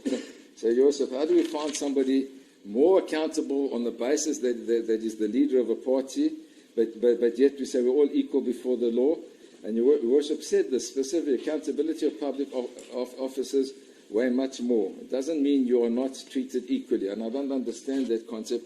Specifically, Your Worship, when we have regard to the decision that we quoted in our heads of argument in the Constitutional Court, and ironically dealing with the EFF versus the Speaker of National Assembly, where they stated as follows, in reference to the case that did away with the death penalty, Your Worship, and they say, and I quote, at paragraph 235, it is after all the embodiment of the legendary Lady Justice, a dispenser of justice who's blind and deaf to images of any reports on the good reputation and entirety of personalities before her, but never misses any legitimate and relevant legal or factual points for or against any litigant. So what we're saying, Your Worship, is that justice must be dispensed without fear, favour or prejudice. It's known, it's accepted by Your Worship. That includes Lady Justice being blind and deaf, Your Worship, and not overemphasising the position that a person plays in society when it comes to sentencing them for conduct, which conduct, as we've stated, Your Worship, was over within minutes with respect. Now just have a look.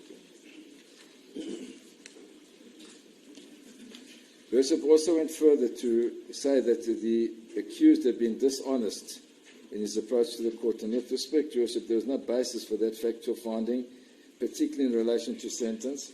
And this, Your Worship, then impacted on Your Worship's then finding that Your Worship could have regard to corruption cases and fraud cases dealing with dishonesty. And that goes back, Your Worship, to the issue that I raised earlier of being in a position of trust. It seems that reasoning permeated Your Worship's logic or reasoning throughout this matter, and we said that that is a major, irreversible misdirection on Your Worship's part. So in conclusion, Your Worship, what we say is that taking account of the crimes of which the accused was convicted, the interests of society and the personal circumstances of the accused, as well as the unique facts pertaining to this matter, the custodial sentence ought not to have been imposed. The imposition of the custodial sentence is startling and inappropriate to the extent, Your Worship, that it induces a sense of shock.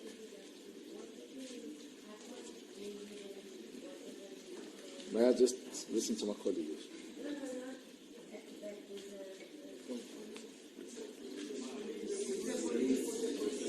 The police. Please,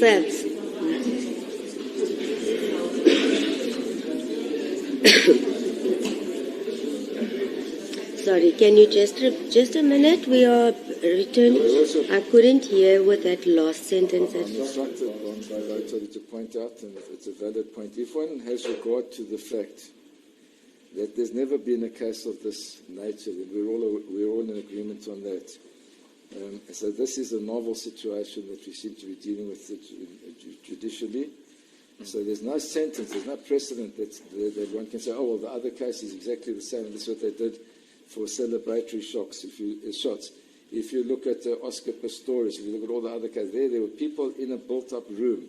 He was given a non-custodial sentence for discharging. He wasn't charged with the possession, but it's very similar facts. This could even be regarded as a duplication. Possession, and there are cases that say possession of the firearm, possession of the ammunition is impossible without discharge of a firearm with ammunition is impossible absent the firearm and the ammunition. Why should they be treated separately? And that's the case where with Oscar Pistorius, it's common cause factor. He received his friend's firearm. He shot that firearm. He wasn't licensed to possess it. He was thinking of buying one like that. That was the justification. Yet he was only charged with discharging the firearm. Here we have the very, very similar situation. Not only, Your Worship, did the state separate the charges, Your Worship then found him guilty of all three and gave different sanctions, different punishments on each and every one of those three charges, one being a 5-year sentence, Your Worship, with respect.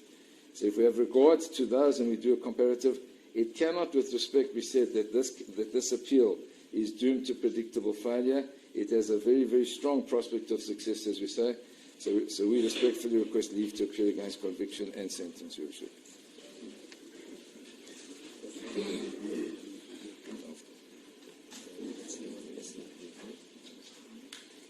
Caesar, I'm not sure if you already, based on what you've heard,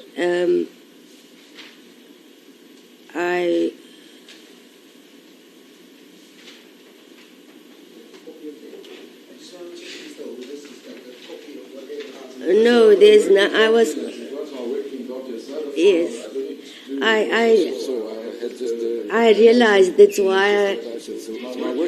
Yes. No, you can't. No, I fully agree. I understand. I was thinking. That's why I'm saying. Has he listened, and then does he need a few minutes to prepare a reply? Because I've memorized. I don't require. I've listened. I don't need your working document. You need a few minutes, Advocate Caesar?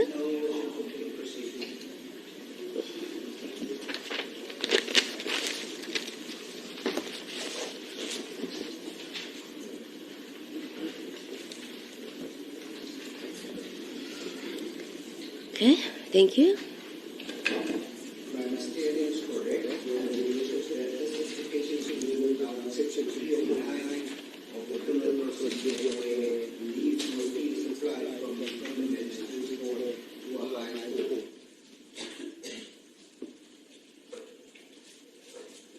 Insofar as the leave to appeal application is in respect of conviction and in respect of sentence. One of the factors that has been mentioned, if my memory is certainly correct, and counsel can point out to me whether it is inaccurate, that Your Worship failed to take into consideration that the principles in Rex versus Blom relating to the only inferences relating to the incident in question, that the accused did in fact possess the firearm and that he did in fact fire those shots. This was our submission in that regard. The court took into consideration all the evidence, including the video evidence, which the court deemed to be admissible. And like I've already said previously, that was enough evidence for the court to come to that particular finding that the accused did indeed fire that particular shot, and that there are no prospects of success relating to the conviction and sentence in this regard.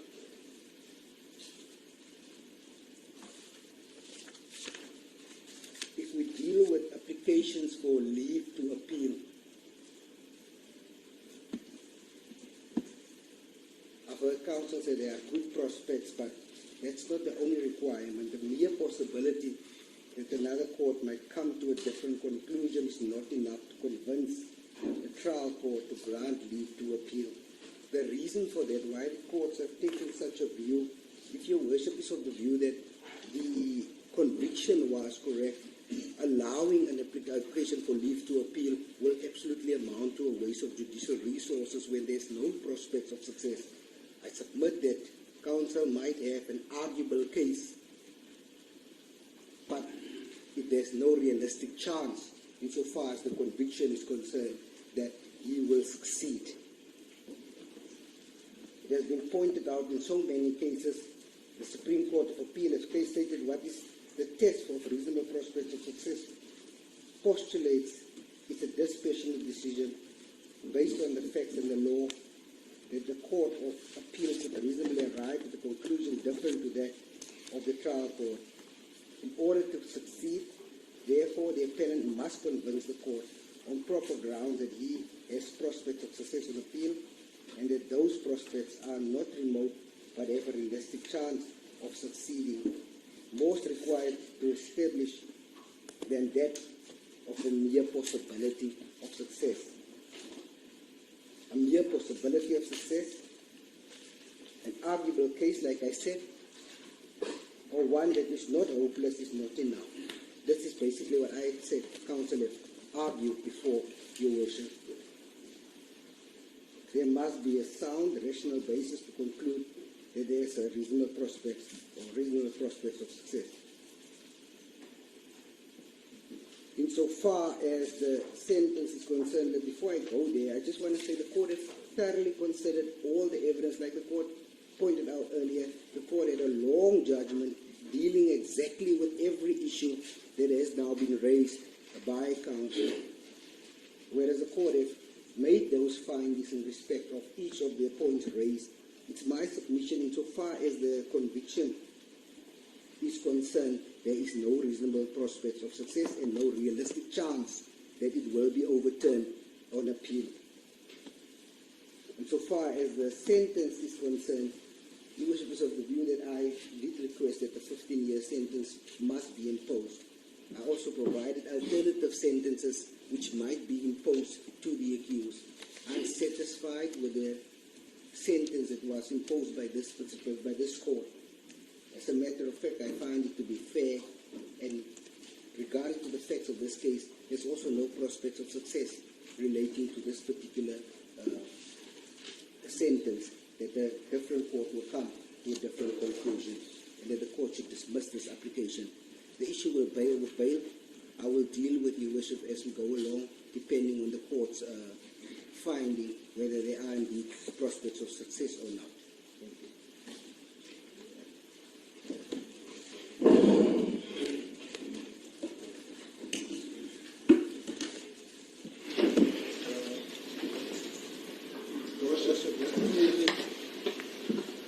Start out with the arguments made about the correct test. It seems that my learned friend wishes us to argue that your worship is wrong, but we don't have to argue that you are wrong. It is on appeal that we will argue that you are wrong. What we are dealing with today is merely a question of whether there is a realistic probability that another court might come to a different conclusion. In other words, is there a realistic prospect that that will be the case, both on the questions of fact and on the questions of law. So it's crucial to underscore that test. And the exercise is also not a repetition of the case that your ladyship has had. Your ladyship is now functus officio in relation to your judgment. So we don't have to persuade your ladyship that you were wrong. We simply have to show that someone else looking at the same facts might come realistically to a different conclusion. The only argument made by the state, and it's important to examine their case, what they have said now, is around R versus law. That's the only thing they have said. Now, your ladyship, if you contrast that with the case that has been made on behalf of the accused, R versus Blom is one aspect, but there are so many other grounds for leave to appeal that have been advanced. The reality, your worship, is that none of those have been responded to. What you have is just a generic submission that there is no reasonable prospect of success, and there is no reasonable likelihood that a different court looking at the different facts might arrive at a different conclusion. So in effect, you are then not dealing with an application on conviction that has been seriously contested by the state. They've raised only one ground and they've ignored each and every ground, and they've put them under this omnibus category that there is no reasonable prospect. So that's point number one, that actually this is not meaningfully opposed by the state. Point number two is that what that does is that it therefore leaves those grounds uncontested. Now, that has serious implications then for your worship's weighing an assessment. So if you have an accused person that gives you 10 grounds and we've got the NPA that responds to 1 ground, and that leaves 9 grounds unopposed in effect. What does that then do to the court? Is the court now supposed to fill the gap left by the state? I'll tell you why they have taken that approach. It's because they themselves accept that this is a strong application for leave to appeal on fact and on law. So if that is the case, then that the only logical deduction to be drawn from the unserious opposition is that actually this is a cogent application for leave to appeal. Then it leaves your leadership's role very easy, because you don't have to decide whether you are right or whether you are wrong. Someone else must decide that. The job is very easy. The High Court must make a fresh evaluation of the evidence and make a determination whether the convictions were safe or not. That then takes me to the question of sentence. We have a similar approach taken by the state. This is what they said. I noted it down. They say, we've asked for 15 years, we've got 5 years in one and 2 years in the other. We are very happy with that. Of course they are. But the question is whether there is a realistic chance that someone else looking at these facts might arrive at a different conclusion, or whether or not there is a reasonable likelihood of success on the appeal against sentence. If I have to weigh, and I'm not doing that weighing now, the 2 appeals, the conviction and the sentence appeals, I would say the sentence appeal enjoys the most excellent prospects of success. One, because you are not dealing with a field that is occupied by judicial precedent. And it is correct as a matter of law, if you are not dealing with a field that is occupied by consistent precedent, to say the higher court must relook at it. And that is not because your worship is admitting that you were wrong. Your worship is simply saying there are different views in this field of law, and let the higher court relook at this and make a determination. Just take one example on the discharge alone. Look at the 4 cases we looked at yesterday, if you remember all of them, your worship. You know, none of them resulted in direct incarceration, none, 0. And you look at the case presented by the state, they are unable to point to a single case of a discharge that results in direct imprisonment or discharge at all. Then you look at your leadership's finding, count 2, which is the discharge count. You sent Mr. Malema to 2 years direct imprisonment. Now, can you be confident that there is no other court that realistically may come to a different conclusion?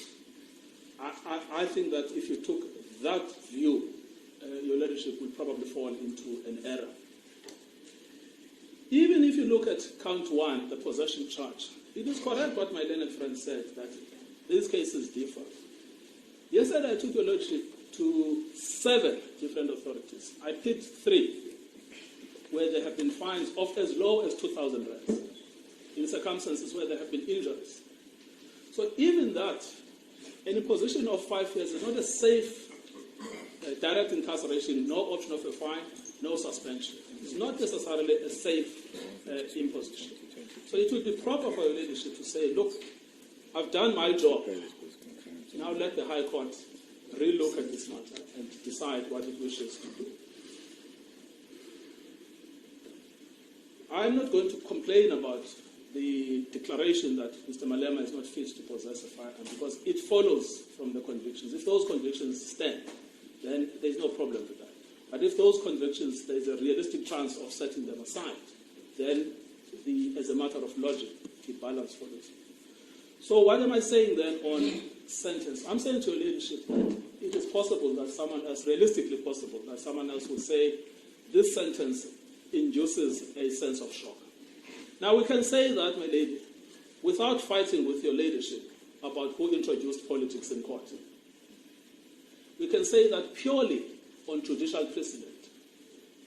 And we can say that purely on application of legal principles. And when your leadership considers this, your leadership we accept will be dispassionate, and your leadership will be blind to the politicians sitting behind me, and will be looking at the accused without identity, and then decide, well, does he deserve to have his case re-evaluated by a higher court or not?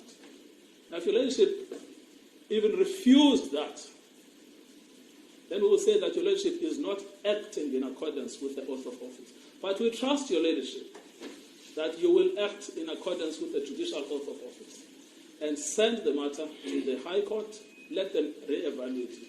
They might agree with your leadership, but there have been many instances before that you think you are right. I've been there myself. I think I'm right, and then five judges sitting in the Supreme Court of Appeal say, sorry, acting judge, you were wrong. And that's where we are today. Your leadership may be overturned. And so we ask, therefore, with respect, this is a discretionary matter, but at the same time, it is a matter of application of settled legal rules. So we would therefore ask that you send the conviction, you send the sentence to the High Court, as you please.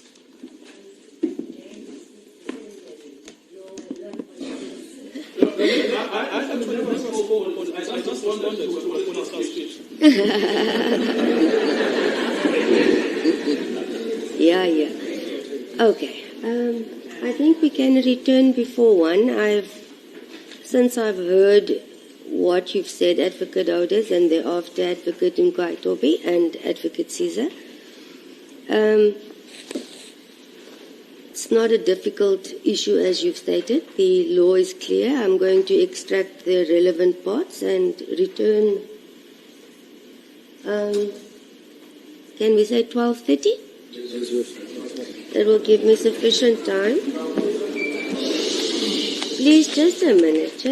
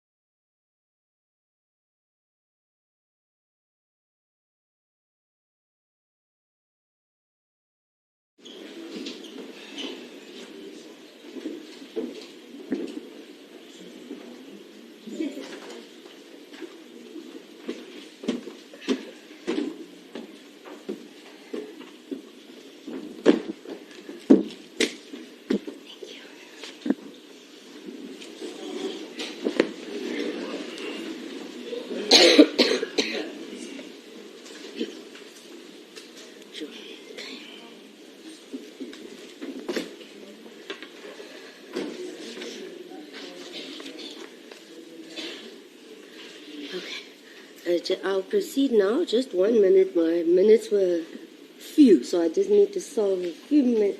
Take 1 second. All right.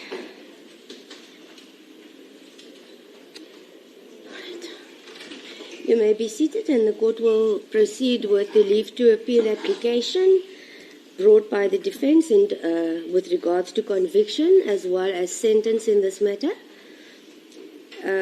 Firstly, then, for record purposes, the court needs to be particular. The matter is before court in terms of Section 309, capital B of Act 51 of 1977.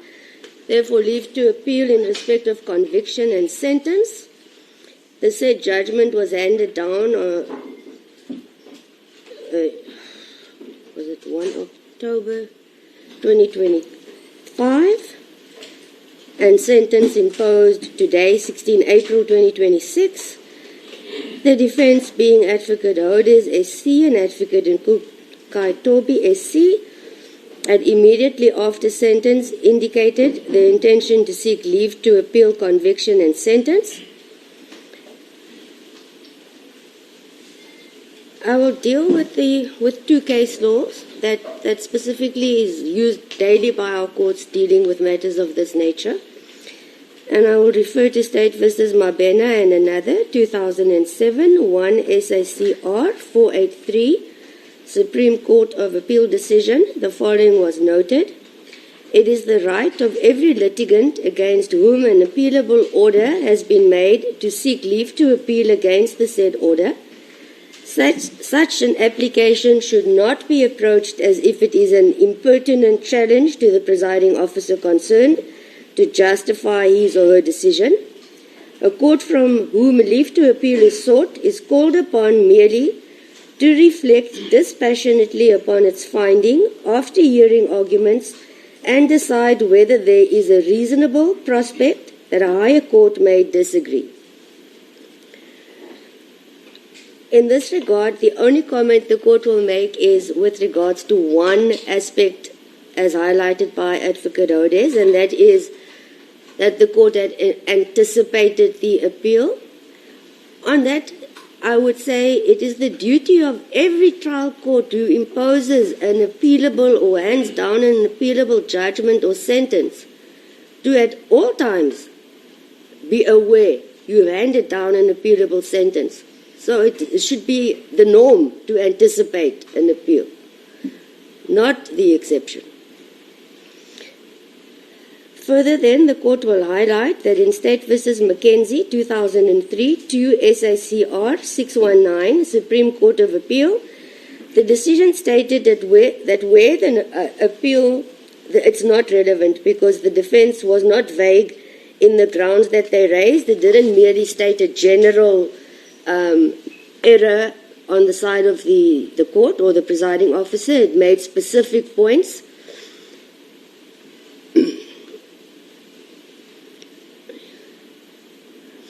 And the requirement, according to that case, is that the appellant must do so and state the grounds clearly and specifically, and that has been done.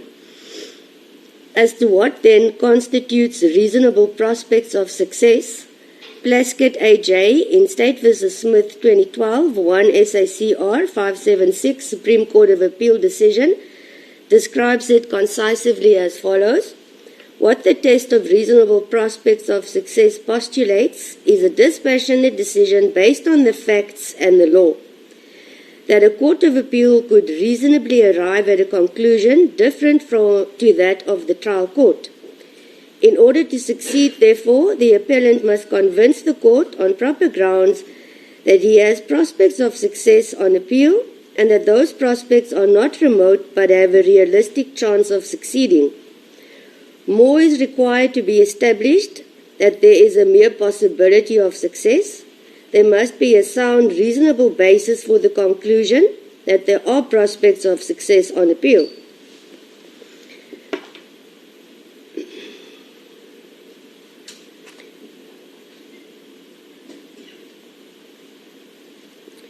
It is also noted by this court, and I want to place it clearly on record, that in a criminal case, a magistrate or the trial court should not take the easy way out and leave everything to State Council or the appeal court when it is the correctness or otherwise of her or his decision that is at stake.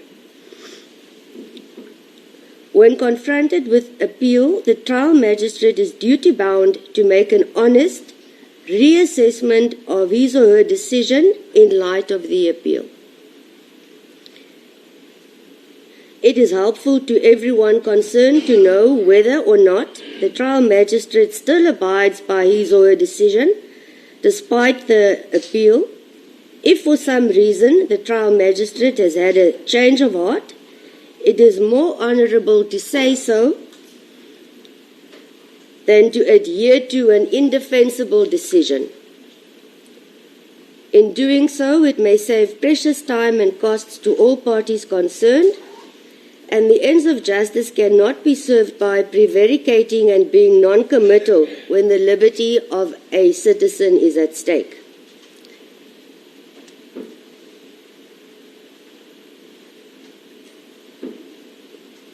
Therefore, the test is straightforward, namely, whether there are reasonable prospects of success in the envisaged appeal against the conviction, rather than whether or not the appeal ought to succeed.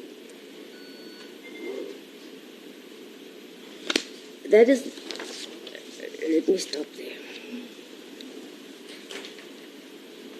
That is the general principle applied by courts with regards to an appeal.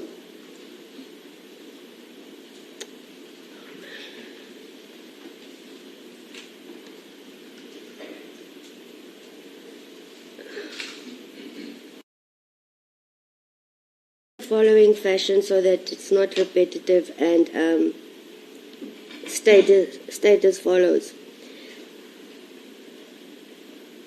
I'm going to deal with conviction and sentence in one ruling. Therefore, a court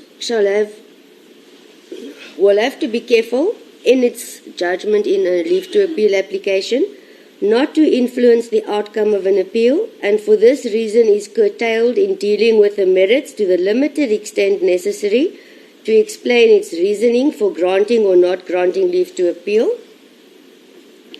So for this reason, the court will refrain from any further comments as to ensure that there is no interference with any proceedings that may follow.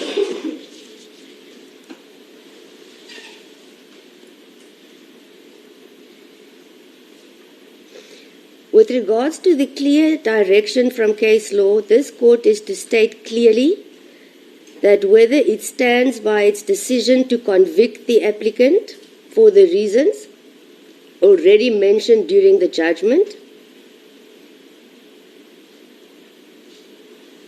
and to state so clearly, in this regard, Mr. Malema, the following ruling is made with regards to the application.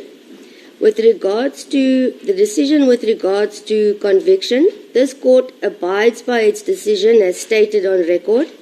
This court has not had a change of heart and clearly stands firm on its decision to convict. Therefore, leave to appeal in respect of conviction is not granted. I've not finished, please. However, with regards to sentence, after listening carefully to the address placed on record,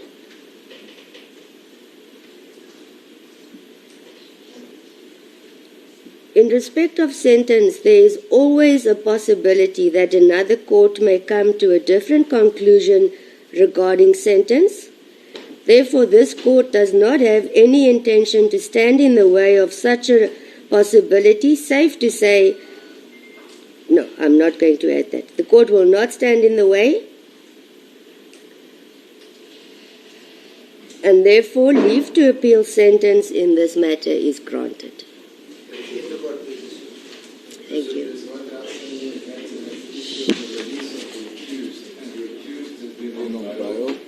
Since the 27th of November 2019, so it's 7.5 years ago. He was on warning, I beg your pardon. The accused was on warning. He's abided by every request to be at court, every order of the court. Based on the Hudson, Anderson, and the Nadu decisions, we'd ask for reinstatement of his release on warning, Your Worship. I understand it's not opposed by my learned friend, but I'll allow him to confirm it. Thank you, Your Worship. That he be continued to remain on warning. Yes, Your Worship. Thank you, Advocate Oris. Advocate Caesar?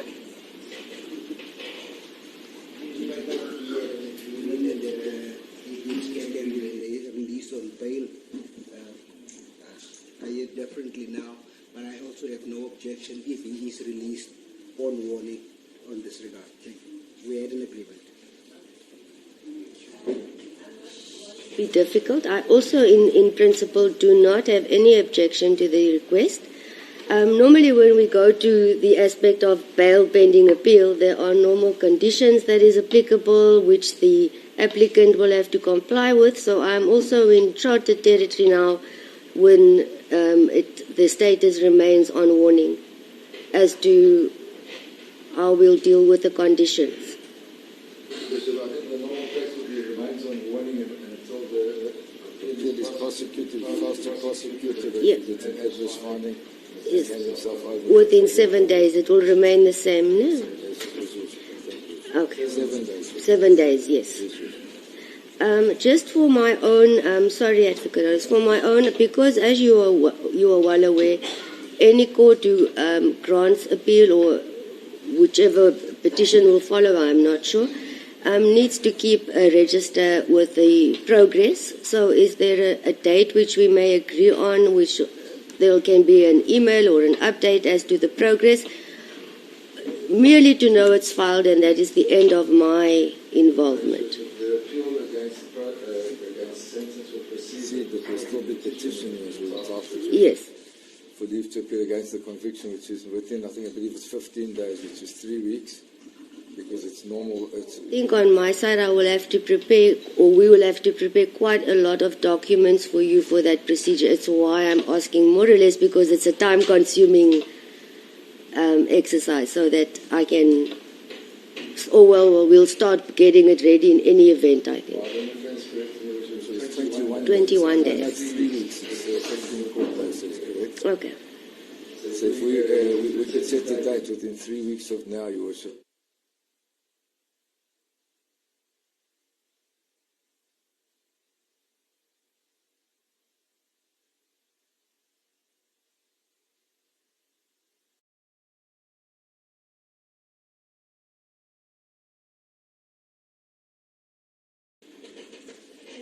As the court pleases, Your Worship, I think that concludes our round.